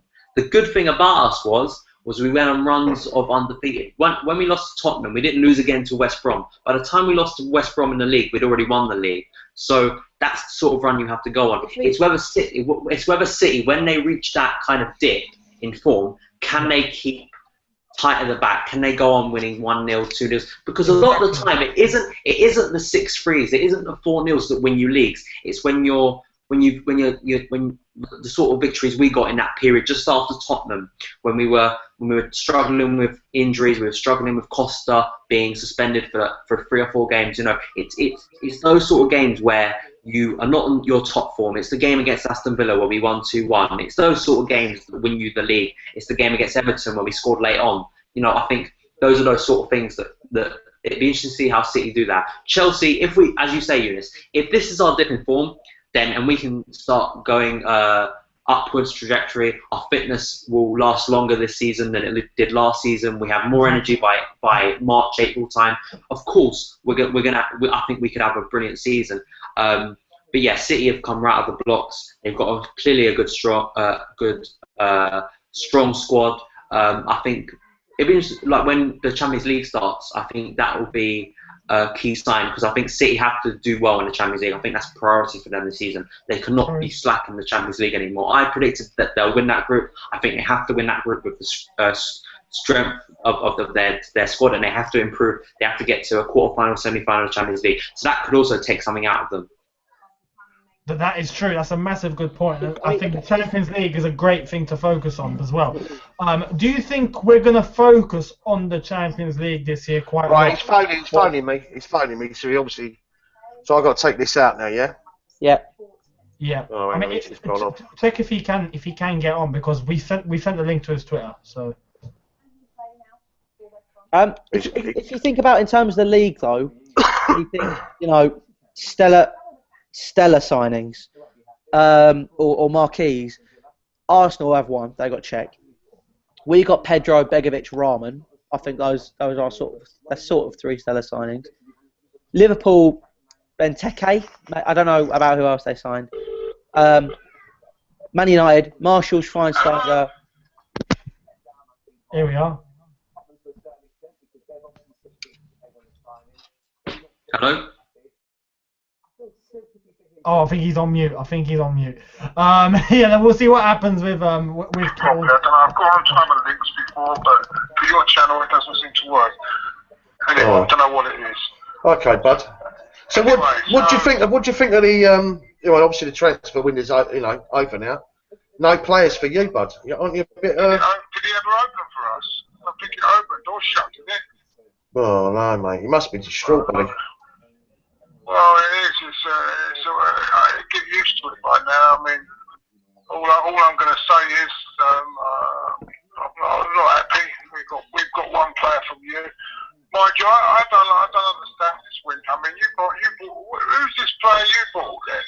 You bought a player that's been on loan to about 500 clubs. Gone to Reading. Now he's come back. He's gone to you. And then he loaned him back to it. Oh no, mate. Yeah, we don't understand about that either. We love a loan, don't we? Are you on about Victor? Or are you on about Hector? Hector. You on about the guy from Reading? You on about? I don't know.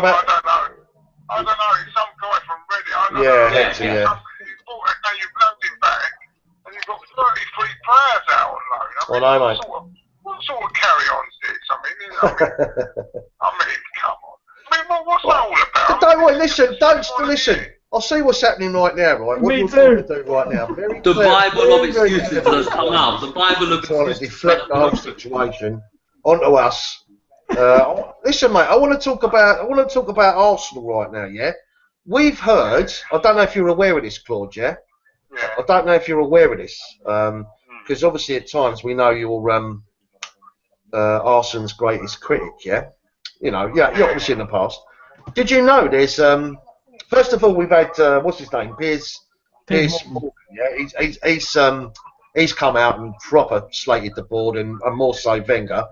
But did you know there's actually a 7 p.m. march protest at the Emirates tonight?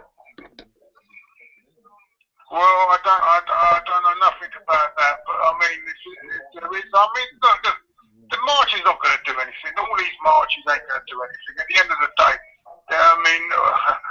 we're a lonely voice, and the club has got their money. They've got their season ticket price. They've got their money they've got 60,000 in every game. They've got their season ticket money. They don't care less. Gazidis doesn't care less. Kick launch every year, and what do we get? Nothing. We don't get nothing back for it. I'm very angry now. I mean, I'm going to say this now. I mean, as far as our club's concerned, we better challenge for this title, or else he needs to have a look at himself at the end of the season. I'm not being funny now. We need to be challenging for the league this year. There's no excuses. We've had all summer. There's no World Cups. We've just laid back and done nothing, and I'm not happy now. I'm not happy at all about it. I mean, everyone said there's no quality out there, but I mean, everyone else is players. Claude, can I ask you? What about you? You go on about Arsenal, right? What about you lot out there? I mean, all this. I heard that was a fake. This thing that was going on about what do you call Pogba. it? Pogba. I mean. No, probably. Who knows, mate? No one really knows the truth. But we've still spent 70 odd million, Claude. We've still bought in Pedro. We've, all right. Well, I know you've got Czech, but we replaced him with Begovic. We bought 2 Brazilian kids in. One, I don't know if you saw Kennedy the other week. How many of these are going to play though? Kennedy went straight in. Kennedy went straight in. Claude, hear me. And obviously Pedro, I mean, come on, he is a class act.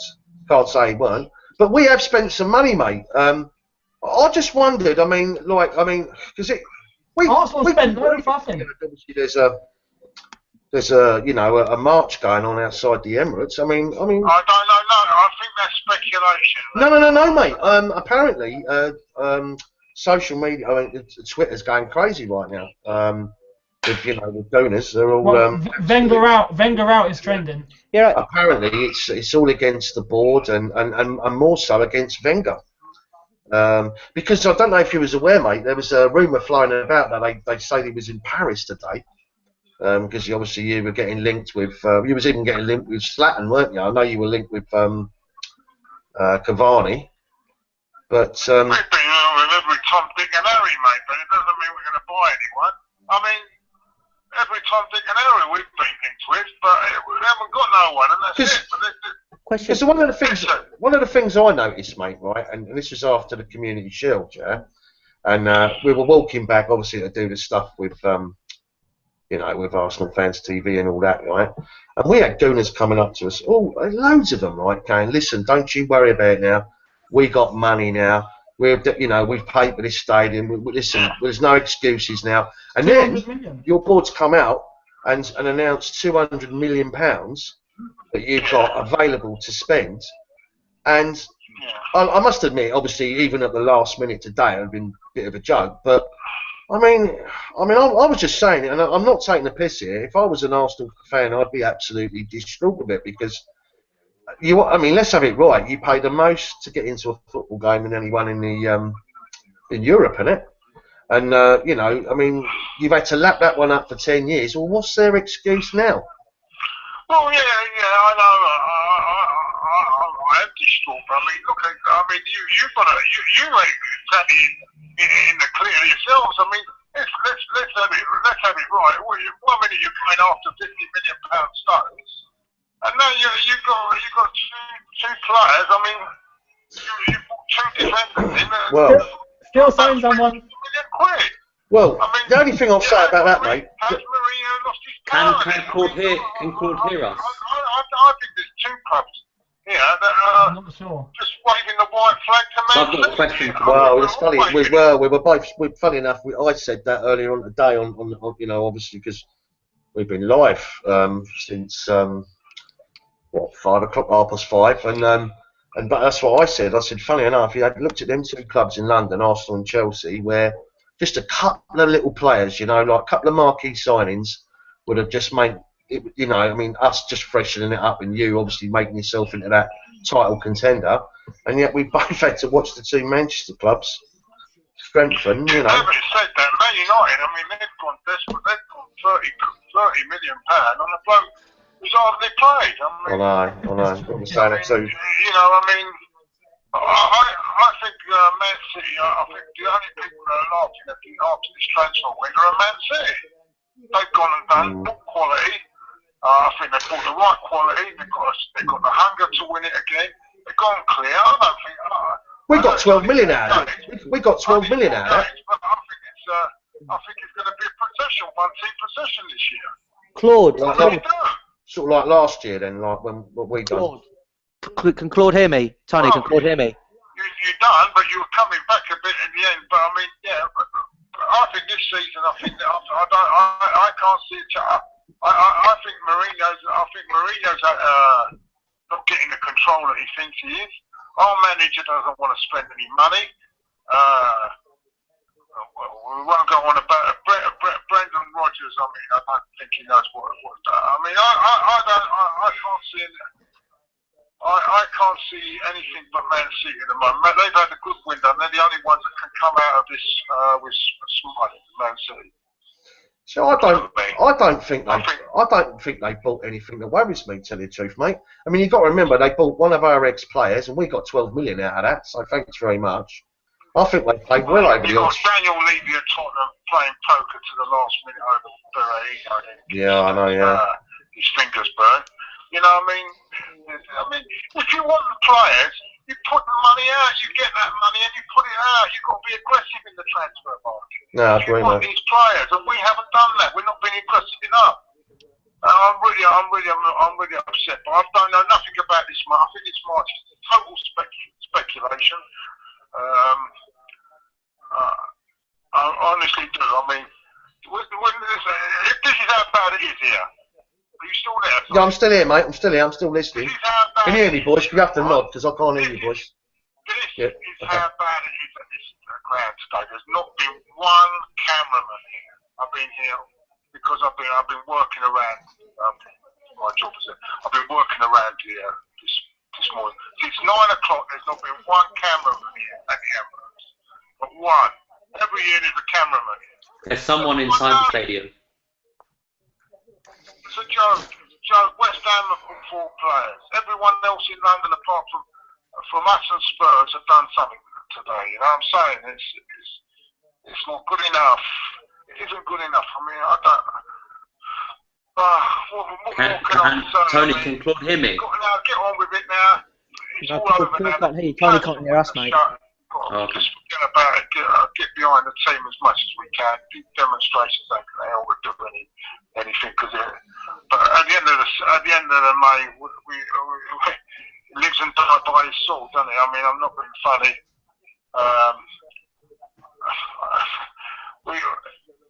We've got, if we get an injury now to Walker or anyone else, we're in trouble. Or if we get an injury to Coughlin, we're in trouble. Yeah, we got Arteta. God, Jesus Christ. Anyway, so that's how it is. Well, listen, geezer.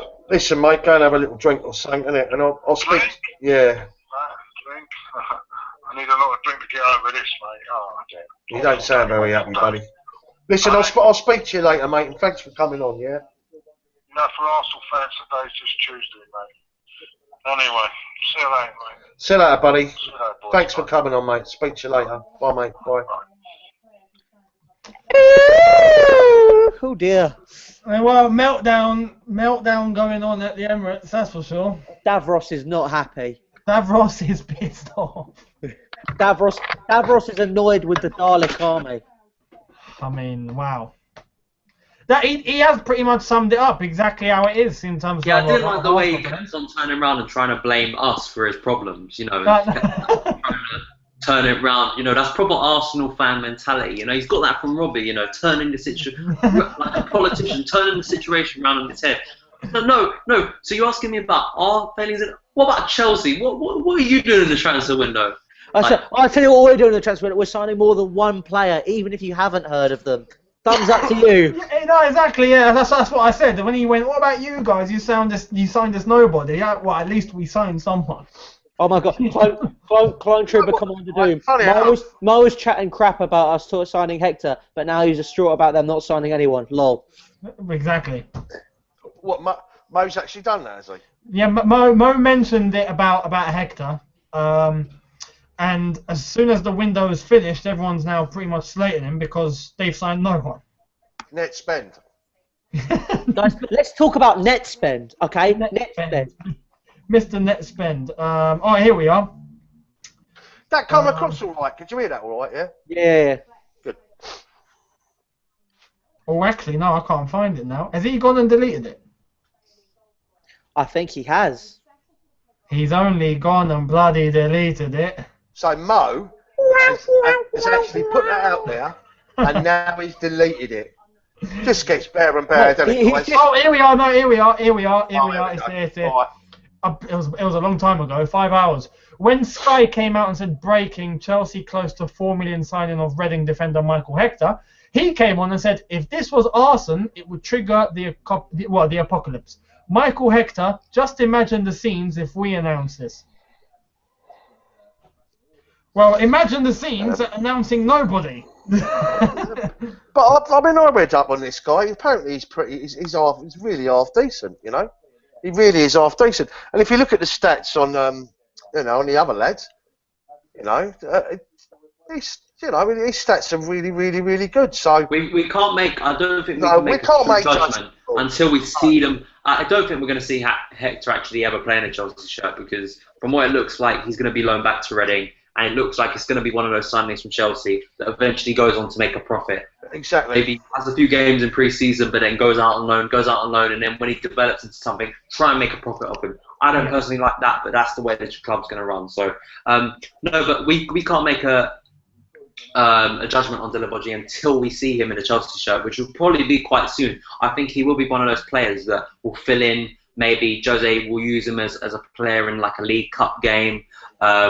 Bring him on, maybe. I was going to say, he's wanted by Celtic, wasn't he? And Southampton, and Newcastle, and Leicester, and Sunderland. I have to say, though, I want to give credit to Southampton for signing Virgil van Dijk. That is a brilliant, brilliant signing for Southampton. I cannot believe that none of the big clubs went out to sign that. Well, Arsenal were after him, weren't they? That would have been an amazing signing for Arsenal. You know, it would have been an amazing signing for any of, maybe not for us, but I think for clubs in need of even United. I think to an extent. I know he isn't world class. I know that's what people are going to throw in my face, but he is a defender that's still developing.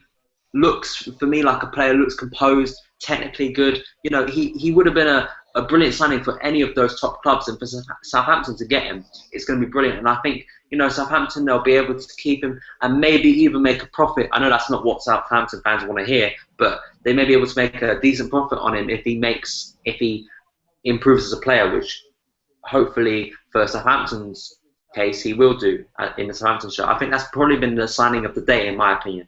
I agree with that. I mean, I did an 11 for the players who joined on transfer deadline day with you earlier, didn't I? And I mean, I'll be honest. Even if this is Chelsea, it's not a bad 11. It's a decent mid-table team. So you've got Sarkic, the keeper, went to Aston Villa. Lescott, Van Dijk, Delaboji, Funes Mori, Alex Song, Antonio, Moses, Marshall, Murray, and Abarbo. Mate, that's a solid FIFA team. Yeah, it's a solid FIFA team, that's for sure. That's for sure. I mean, someone by the name of Gurnit says Hector is a pub defender. He don't play in my team, but you know that's. I mean, no, this still baffled me. Gillo Bodji, I can understand, right? Because statistically, it turns out he's better than every single defender in the world. I mean, I don't know. You know, we might have just got lucky, but Hector, who at Chelsea Football Club made the decision to go to Reading and go, yeah, you know what, this guy is good. But as I said, Eunice, I think it's all to do with timing. If this would have been 2 or 3 weeks ago, it would have gone under the radar. It just would have been another signing that Chelsea have made. Most people would have gone, yeah, he's probably going to go back out on loan, you know, when it wasn't close to the deadline date. The problem is we've signed him on deadline day along with Papi, I'm going to call him, because I keep worrying about mispronouncing his second name. Gillo Bodji. Gillo Bodji, that's the one. And I think if this signing would have been made 2 or 3 weeks ago, as I say, I don't think there would have been a big reaction. Because we made it on deadline day, it looks like a bad signing. It looks like I don't understand the point of signing him if he's never going to play in a Chelsea shirt. I don't see the point of it. As I say, maybe it's to try and make some sort of profit off him in the future. But even then, I don't understand that. We've seen many times with Chelsea, and this is something I want to bring up. I think it was actually Vincent Clark on Twitter. Actually, he's been sending me talking about loan system at Chelsea and the way. Now I understand why Chelsea have so many players out on loan. It's the whole FFP thing, but we now know that FFP really looks like it's not coming into action. Both, like you see, Barca, they're getting around their restriction. You know, you see City and PSG, they don't really care about FFP. So we know that FFP really now is going to be dead. You know, in truth, if we look at what clubs are doing. So my biggest problem, I don't mind us loaning out youth players to get them experience. My problem is loaning out these players year in, year out, like Lucas Piazon. Piazon is never going to play in a Chelsea shirt. He just never is. We know now he got given a chance a few seasons ago, but he isn't going to feature in our team. So why is he still at the club? Why not try and make some sort of profit? If you're going to loan into Reading, why couldn't we do anything? And maybe part of the Hector deal was giving them Piazon, but at least sell them to Reading. You know what I mean? Try and make a profit of it. I don't understand why we loan out these players year in, year out. We're just never gonna. They go to a club, just countless loans jumping from one club to the next, and you end up making the same profit on them. You know, that's something that annoys me. I don't understand why. The thing is about Piazon is that he would be a really, really good backup for Hazard, wouldn't he? He would be. But is he ever going to get to that level though? That's the question. Will we ever get to that? I think he's already good enough, if you ask me. I mean, he's already playing. He's already played in Germany. He played for Vitesse. He did well there. He did well in Germany. He'll do well in the Championship. I think what we tend to do is we loan players out to different countries, and then we loan them to the Championship. If they do well at Championship level, we loan them to a Premier League club. If they do well at Premier League level, they then come to the club. So if Bamford does well at Crystal Palace, he will be a Chelsea player next season, if you ask me. Victor Moses, he just can't cut the mustard on that right-hand side, can he? Now we've brought in Pedro. Victor Moses is a player that should go, I think. I don't want him to because he played really well. But I think Victor Moses could have been a player we could have used in that Everton deal, and I've said that. For John Stones, 35 million and Victor Moses would have got us him. I think it was a player I think they wanted a player. And if they got a player, we would have got our man, I think. Apparently, what Sky was saying about Victor Moses was Chelsea, of course, we heard about the negotiation between Chelsea and West Ham. It kind of stopped. But apparently, Chelsea West Ham weren't offering enough for Victor Moses. Chelsea have signed Victor Moses apparently up to an extended deal or something. So they've sent him 4 up. years. 4 years. 4 years. The whole point of that is they send him out on loan for West Ham. If he has a good season at West Ham, we bring him back in the summer. We make a profit off him, a better profit, because clubs will want him. That's the whole. I just find it. I don't know about you. I know business sense. Of course, it makes sense to loan these players out and then somehow make a profit on them, which can go into the club and signing the likes of Pedro. I understand that, but I just find sometimes we've had players on loan for so many years that are just never going to make it into the first team. I don't know. Eunice, I don't know. Do you agree about that? The thing is that we got so many guys on loan. Not all of them are going to be able to get into the team, no chance. And more than half, actually, I don't think are going to end up getting into the team. Hold on, should we go through the players that I have here then, that I spoke about earlier? And we'll go through them right. Nathan Ake, do you think he'll get into the Chelsea team?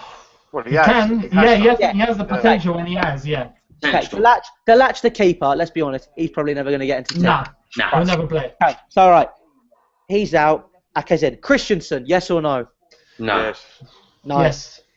Okay, so that's a middle ground. We'll come back to that one. Hector, no. I think we No. were going to agree on No. that. Davey, no. No. Callas, Yes. yes. Yes. Maybe. I'll go maybe. Omuru, Nope. He should. he should. I mean, think we so, we yeah. got him to the club. He should. I don't know. Kane, Harry. No. Todd Kane. Is it Todd Kane? No. Todd Kane. Top 10, I don't think he will. Wallace, Yes. Yes. Wow. Yeah. Do you think so? Yeah, think so, eventually, yeah. Why? Yeah. Why? It's been out a long time.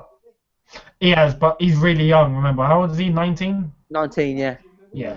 He'll come through. He'll come through. Okay. Piazon, No. no, I don't think he will. I want him I to don't get think he will, but he really should. Okay, I so don't think he he should, but what? So okay, so no, Piazon. Agban, no. I don't even know who the guy is. Salah, no. We can agree on that. Cuadrado, no. No. No. Van Ginkel, yes. I think he will. Well, he was, wasn't he? He Yeah. was I'd like to injured. see, we have to see what he does this year at Stoke. If Yeah. he has a good Yeah. season and becomes a first-team regular in a team that can play well, maybe be like 6th or 7th in the league, and he plays a key role in that and stays injury-free, maybe we can have a discussion at the end of the year. Right now, maybe. Maybe. Okay. Nathan, Yes. Yes. Yeah, Yes. I'll go yes. Chabala, I'm gonna say no right now because he's, Chalobah. yeah. I think he can, but he won't. I think I'd like to see him come through, but I don't Question think he mark. will. Question Yeah, mark. question mark. Yeah, for me too. He's constantly going out on loan, but we've had offers for him and we've rejected. We've gone, no, we're not selling him. So, question mark. Pasalic, Nah. No. Baker, Yes. Right, Yes. You have to. Houghton, No. Nah. Pantic, who we bought this summer from Partizan and he played in the Europa League last I think season. he'll probably just, unless he has with a lot of these players, unless he has an amazing season, I think he'll just keep on going out on loan until we like make a Marco Marin. Yeah. Another Marco Marin, Yeah, wasn't it? okay. Moses, no. No. No, I don't. No. No. Atsu, Yes. yeah. Yeah. Jeremy Boga, Yes. Yes. Yeah. Cuevas, No. Again, question mark. Marin, no. No. Solanke, I Yes. think he will. Yes. Yeah. Yes. Izzy Brown, Yes. Yes. Yep. Bamford, yes. Yes. Farouz, Ooh, yes. Maybe. But I get a question mark. question mark. Yeah. Davila, Nah. No. Persia, Nah. Rodriguez. No. Nah. Okay, so we have. Hold on. You guys keep talking. I'll totalise this up. You keep talking. Right. That's a lot. That's a lot of lone players. But the problem is at the moment is, I know that everyone says the solution is play these young players, but the problem is how, I think now we've seen with Loftus-Cheek, he's ready. He is ready. We know that. We've seen enough of him. He's clearly ready to be a first-team regular, in my opinion. I've seen enough of him. He looks composed. We've talked all about that. You've got to send these young players out, especially now with the case where you have 15-year-olds come in making nearly they make nearly 50, not even that, probably more, they make ridiculous money at that age, and they're kind of, as Frank Lampard says, like the whole tradition of cleaning up the first team players' boots have like gone, so they kind of handed everything at a very early age. So I think sending young players out, because we don't have a reserve league, we don't really have a good youth league, you've got to send these players out to the likes of League One for them to understand like what it's like to play with players who aren't very rich, who are just fighting for their wages at the end of the week, in the likes of League One and League Two. I think that can help you as a player, I think to understand what it's like to play in those a cold night away in Carlisle, that sort of mentality. I've got the totalizer. We had 12 ticks, 6 question marks, and 19 crosses. Ooh. 19. I mean, bloody hell. Enough said, innit? It is really. That's I mean, Tony, sort out your Twitter username and name and change it to 100% Chelsea with no spaces. Didn't realise I had to do that. yeah, but you know that's not great, is it? No, it's not. I mean, as I said, it's too many players out on loan. I don't know why we do it really. It's a bit confusing. I think a lot has to do in the recent years with FFP. I think that's a lot to do with it. It's to get around FFP. I think that's the reason. The problem is now, as I've said, if FFP is not going to be a big deal anymore, then why are we doing it? And as I say, if you're going to have players that, in your heart of hearts, if you're being realistic, know that are never going to make it into the first team, why do we still have them out on loan? True. Keep out those, of course you're going to, with the way football is now and the way Chelsea are trying to make revenue until we get this new stadium, I can understand from a business sense why it's being done. But for me, in the future, what you should do, have the players out on loan that you know are young players who need experience, that you can say in a couple of years, if this guy develops, gets some experience under his belt, gets first team football, this player, you go from potential to, yeah, this guy's going to be, he can be in our plans. But other than that, I don't see the point of loaning out players. But until we get this new stadium, when we get extra revenue from ticket sales and the improvement in size of the stadium and all sponsorship and all of that, I can understand why they're using this. Once we get the new stadium, it will improve, because I don't know about FFP, because what's happening to FFP, but financially, in a few years' time, when we get that new stadium, we'll be more financially stable with the new stadium, I think. So we'll be able to do something like that, where we're just loaning out players to get them more experience rather than just doing it for a business sense. Yeah. No, that does make sense. I do agree. But I mean, again, we have a world-class academy, you know, and we all know exactly what sort of players. Loftus-Cheek is just one of many. After Loftus-Cheek, as we've mentioned a few of the names, who else do you think will be the next to shine through? Do you think Izzy Brown, Solanke, all them lot, or I think Van Ginkel. I think it'll be that central midfield that we have, the options there. I think that is going to be the position where we bring through the majority of youth, and that's what we've got. That's what we've got here. But I think Bamford will probably be our next big one that will actually come through and shine. I was disappointed that Bamford didn't stay. Really, you know. I was as well. I'd like to have seen him in the squad and played in the Capital One Cup and stuff like that. Yeah. I'd like to have seen him play, you know, the bridge, and we missed the opportunity there. So what you can do, definitely. Yeah. Totally. Yeah. Sorry guys, quick one. Take a look. If you can see. They're both yellow. No, what does it say? It's copyright. Eunice, what does it say? 11 o'clock Spanish time, I heard. No, it's got the Sky Sports News sort of thing, and it's saying Arsene Wenger signs an autograph. Oh. Breaking news. Oh man, that's quality. Do you know what? That's the only thing that's made us happy today, isn't it? It is. It's Arsenal, isn't it? Yeah. I mean, before we go off, obviously, we'll read some comments out from people. Can I offer a suggestion, Eunice? Yeah. Yeah. I don't know how you boys think about this. Obviously, you know, it is, I guess, the official ending of Daily Blues, but it's not, because we said we'd carry on doing it. And obviously, every day we'll bring you the stuff from Stamford Bridge and all the news and that's out there. But if you want us to discuss a topic, we'll go with you. So definitely, give us your ideas. If you want us to talk about, let's say, the stadium, the noise in the stadium, if you want to talk about a particular, you know, issue, you know, whatever. Yeah, you know, it's true. Yeah. Whatever you want to talk about. Any topic. We'll certainly have a go at it. You know, if it's that's true. I think or rivalries or whatever, or you know, a good idea for when this does end up going off. In the comments, leave any suggestion that you think we should talk about. We'll list them out, and then we'll focus on that. Definitely, I think it'll be good to give all of you the opportunity to tell us what you want us to talk about, and we'll talk about it. Absolutely, Definitely. yeah. Because it's after all, it's all about you guys. It's your show. It's not ours, is it? You know. Well, but whatever you want us to talk about, we'll have a chat about it. You know. Yeah. And I love you too, Patrick O'Doherty. We all love each other. That's true. That's nice. That's nice. Let's we'll do that. 100% Matrix together. Talk about Chelsea's inferiority complex. No, we haven't. We ain't got one of them. Decon 86. Let's talk about gardening. Yeah, well, let's.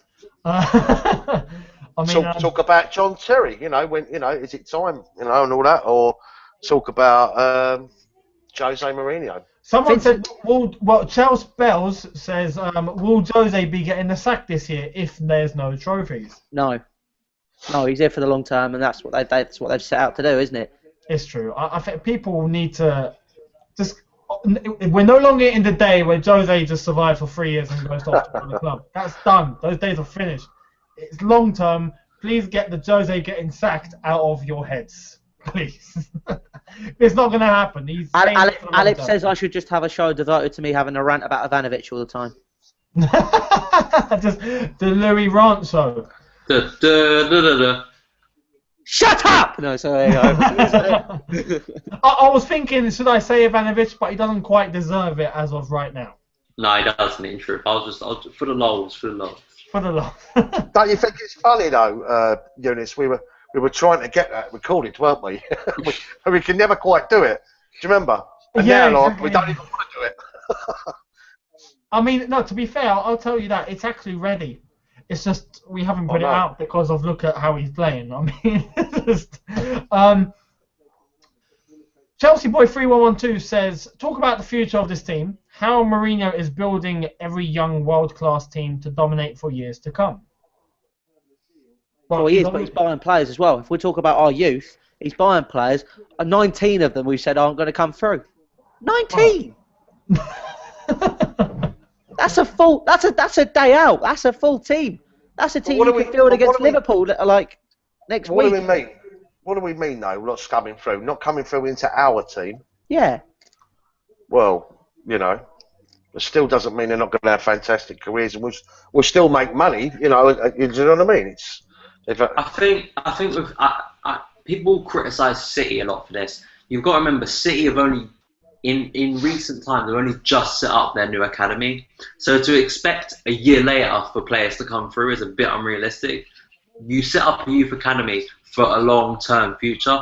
I'm not saying that we haven't brought through players when we should have. Like we should have brought through more players, of course. But you've got to look at Loftus-Cheek, the quality of a player like that. To get in a team that is challenging on all fronts, you have to be of a certain quality. Of course, it comes with experience, but we know that Loftus-Cheek that's the quality of player you've got to be to get into a Mourinho team. You know, and he's starting to get into that team. We hope he can grow into a player, but you can't just throw in players. Unfortunately, we're not in a world anymore with the way football is and how reactive it is week in, week out. Unfortunately, you can't throw any load of youngsters in a Premier League game like you could maybe 10 years ago. It's just not the same anymore. But as we know, these things take a long time, and our youth team is doing really well, and hopefully Loftus-Cheek can be a bright spark from that and develop into a first team regular, and that would be an achievement from the club to say, look, we can bring through players. Look at Loftus-Cheek, you know, and hopefully this year we will see that. That's true. A few have mentioned here about tactical analysis. I think based on the last video I did about tactical analysis, everyone loved it. So I think I'm going to consider doing that for pretty much each game. I think that would be good. Let's lay down exactly how we've played and what's gone wrong and what's gone right. Another person has said, Traore, what has happened? Yeah, what has happened to Traore? He's on the bench. He's still at Chelsea. He's on the bench side. Is he still at Chelsea? Yeah. He's not being used. Can you guys tell me who was laughing when Verratti was in Cup? Say that again? What, me or... Oh no, Dan, God. No, I was saying hopefully he gets used in the League Cup and we'll be able to see more of him. Yeah, definitely. I mean, he's a talent. I thought he'd maybe gone out on loan somewhere or something, but yeah, I would love him on the bench. You know, let him show what he can do as well. Someone said Mourinho destroyed him. I don't think so just yet. No, he's only just joined Chelsea, so let's wait and see what happens. Chalobah to Napoli apparently is on. That's done. Yeah, that's done. Chalobah's gone to Napoli. That's a good deal. I reckon. I think he'll learn a lot about defensive football in Italy. He'll also learn how it's very, very boring. You know, it's a lovely country. So. It prepares him for life at boring Chelsea, doesn't it? It does. It gets him ready to become one of the wheels on our bus. Yeah, exactly. Hey, talk about our bus. Just ironically, all right, since we've got Yokohama, we have been a complete wreck. We should go. Get Pirelli or for whatever it is. Those you have to admit, Eunice. Sometimes new tires do take sometimes to bed in. You know, it's not. It's like you have to adjust those tires. You know, sometimes they're not always going to do like the old tires. You know, you have to fit into the change. So you know, I believe in those Yokohama tires. With the tires on the bus, trust me, they will start to move proper, and you know, we will see the full effects. I mean, that kit, I'm actually starting to warm to that tire kit a little bit more each day. I told you. It's one of those I thought it looked like a skunk kit, but you know, I have grown to like the kit a bit more. So you know, that one. It is one of those kits, isn't it? I mean, it's like I bought it Saturday, didn't I? When I was in Missouri. Someone just said, don't talk about Yokohama, talk about net Yokohama. No, we're talking about net spend. Talk about net spend.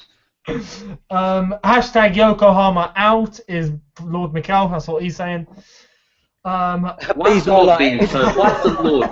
The Lord, man. I thought we were friends. The Lord, give these tyres a chance. Yeah.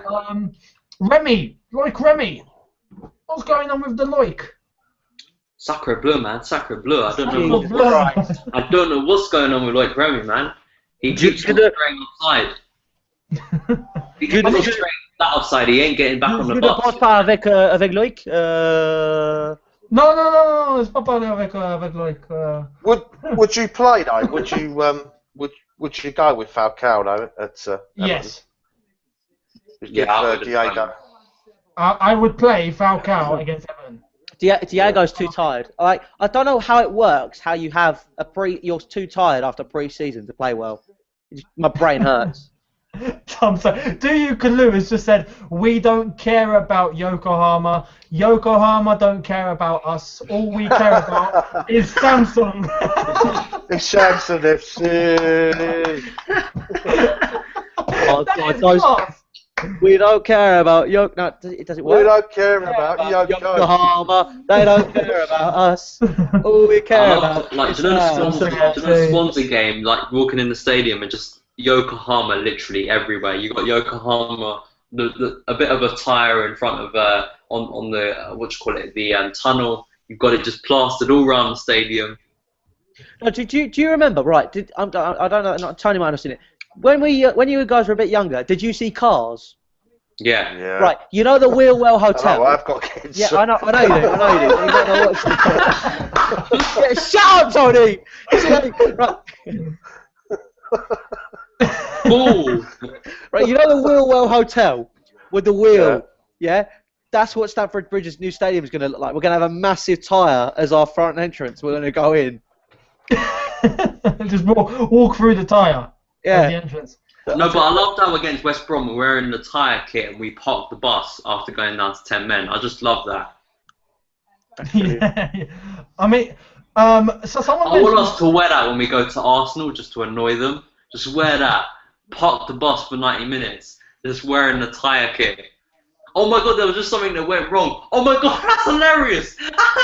What happened? There was just something hilarious go on Sky Sports News HQ. Oh my god, someone's got to find that. They went to a reporter and he's like fighting against the wasp, and the wasp is like going around him, and he's like he's dropping his papers and everything. No, but someone mentioned about Coors. Do you remember our sponsor Coors, the beer? Oh my god, yeah. The old orange kit. Yeah, I mean, I don't know if the players remember it Tangerine, because it wasn't looked like they were all drinking the stuff at the time. Yeah. Amiga. Do you remember Amiga? I go all the way back to golf and all that, and Golf Air and all that. I like Fly Emirates, man. I know they were Commodore, now, but Commodore. that was a good kit.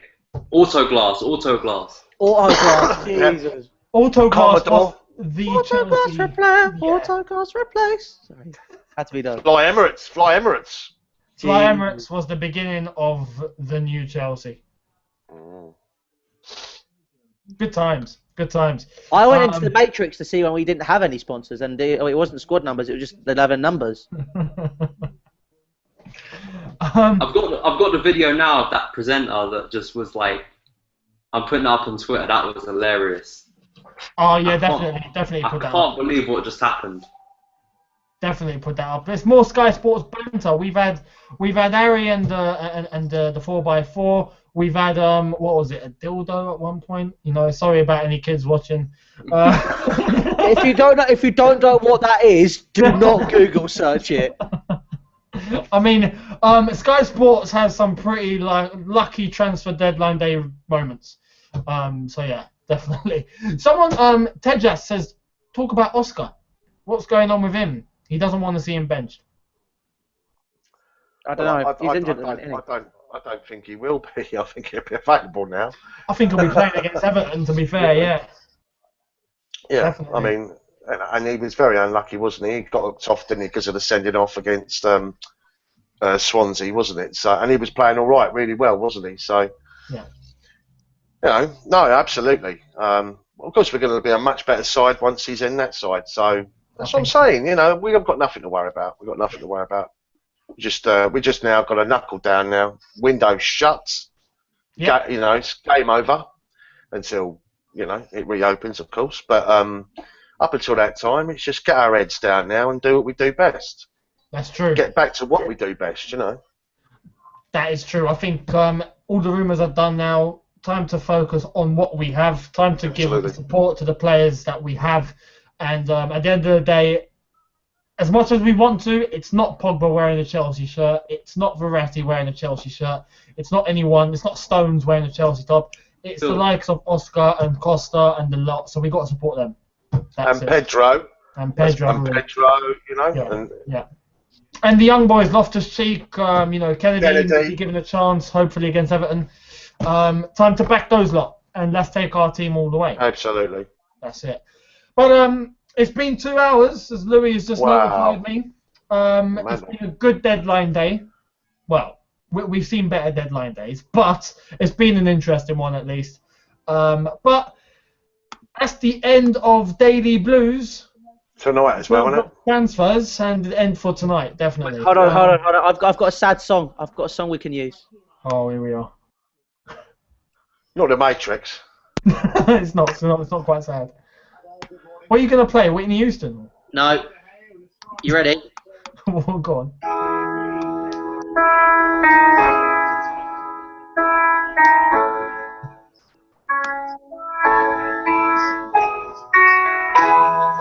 Louis going to start crying any moment now.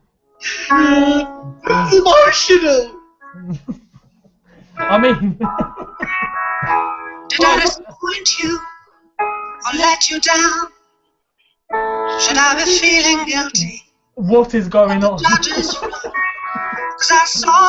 once again, people, this is what you won't find on any other plan channel. Only on 100% Chelsea. No one's died. No one's died.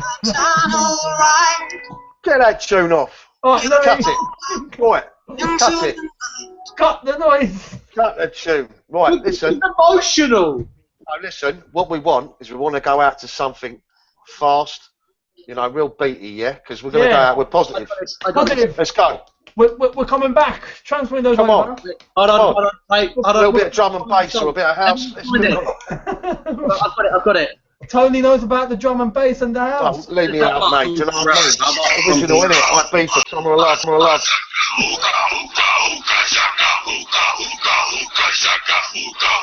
I can't stop this feeling. Still don't know what's going on, people.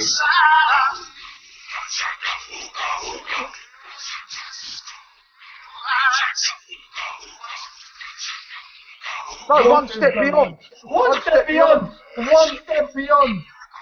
Wait, are you ready? Wait, here you go. One step beyond. Louis. Cut it. Louis. Louis. One step beyond, you fool. Hey, Give this the is people the what they message. want. Okay? Yeah, and it's the message to Manchester City. It's Yeah. our tune. It's Suggs is ours. our boy. Suggs One was a step shed beyond. boy.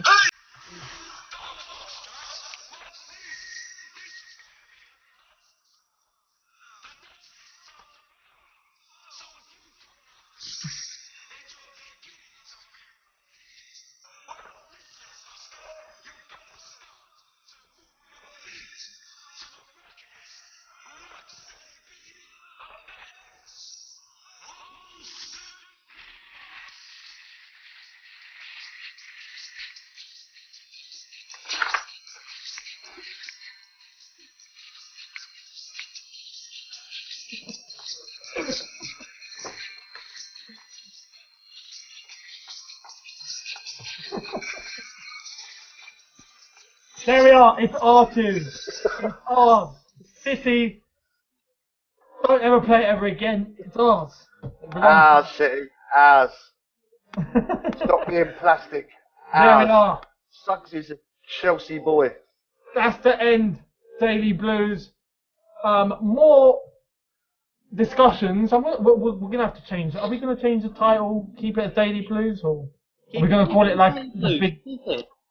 Yeah, we'll keep it. All right, we'll keep it as Daily Blues. Daily Blues will be back. Okay, but it'll be a bit more discussion based, topic based, and yeah, that's how it's going to run from now on up until January. So, thank you guys for coming on today. Well, good 2 hours of the deadline day transfer window. Tony at Tony 100% Chelsea. We got Daniel at Son of Chelsea, and his YouTube channel Son of Chelsea. Check it out. Louis, we've got at Louis the Boogaloo. Follow all of them. Check out Louis all the our Bungalow. social. Yeah. Check out all our social media links in the description below. Subscribe to 100% Chelsea if you are new. And happy transfer day to all of you. Happy deadline day. Arsenal have signed no one. That's the biggest signing of the day. Am I right? Someone's just asked me, shall I do it one more time? Just so this sort of the transfer window. Or I can only set in the transfer window. No, you got it wrong. Arsenal have signed absolutely nobody. Yeah, there you go. Absolutely nobody. Yeah, go out to one step. Someone's asked me, right, listen, let's be honest. The players that we got Michael Hector and we got Papi Djulaboji, yeah? They're going straight in my basket. Oh, God. Units endless. Units endless. We will end. Thank you for watching. One step beyond. One step beyond.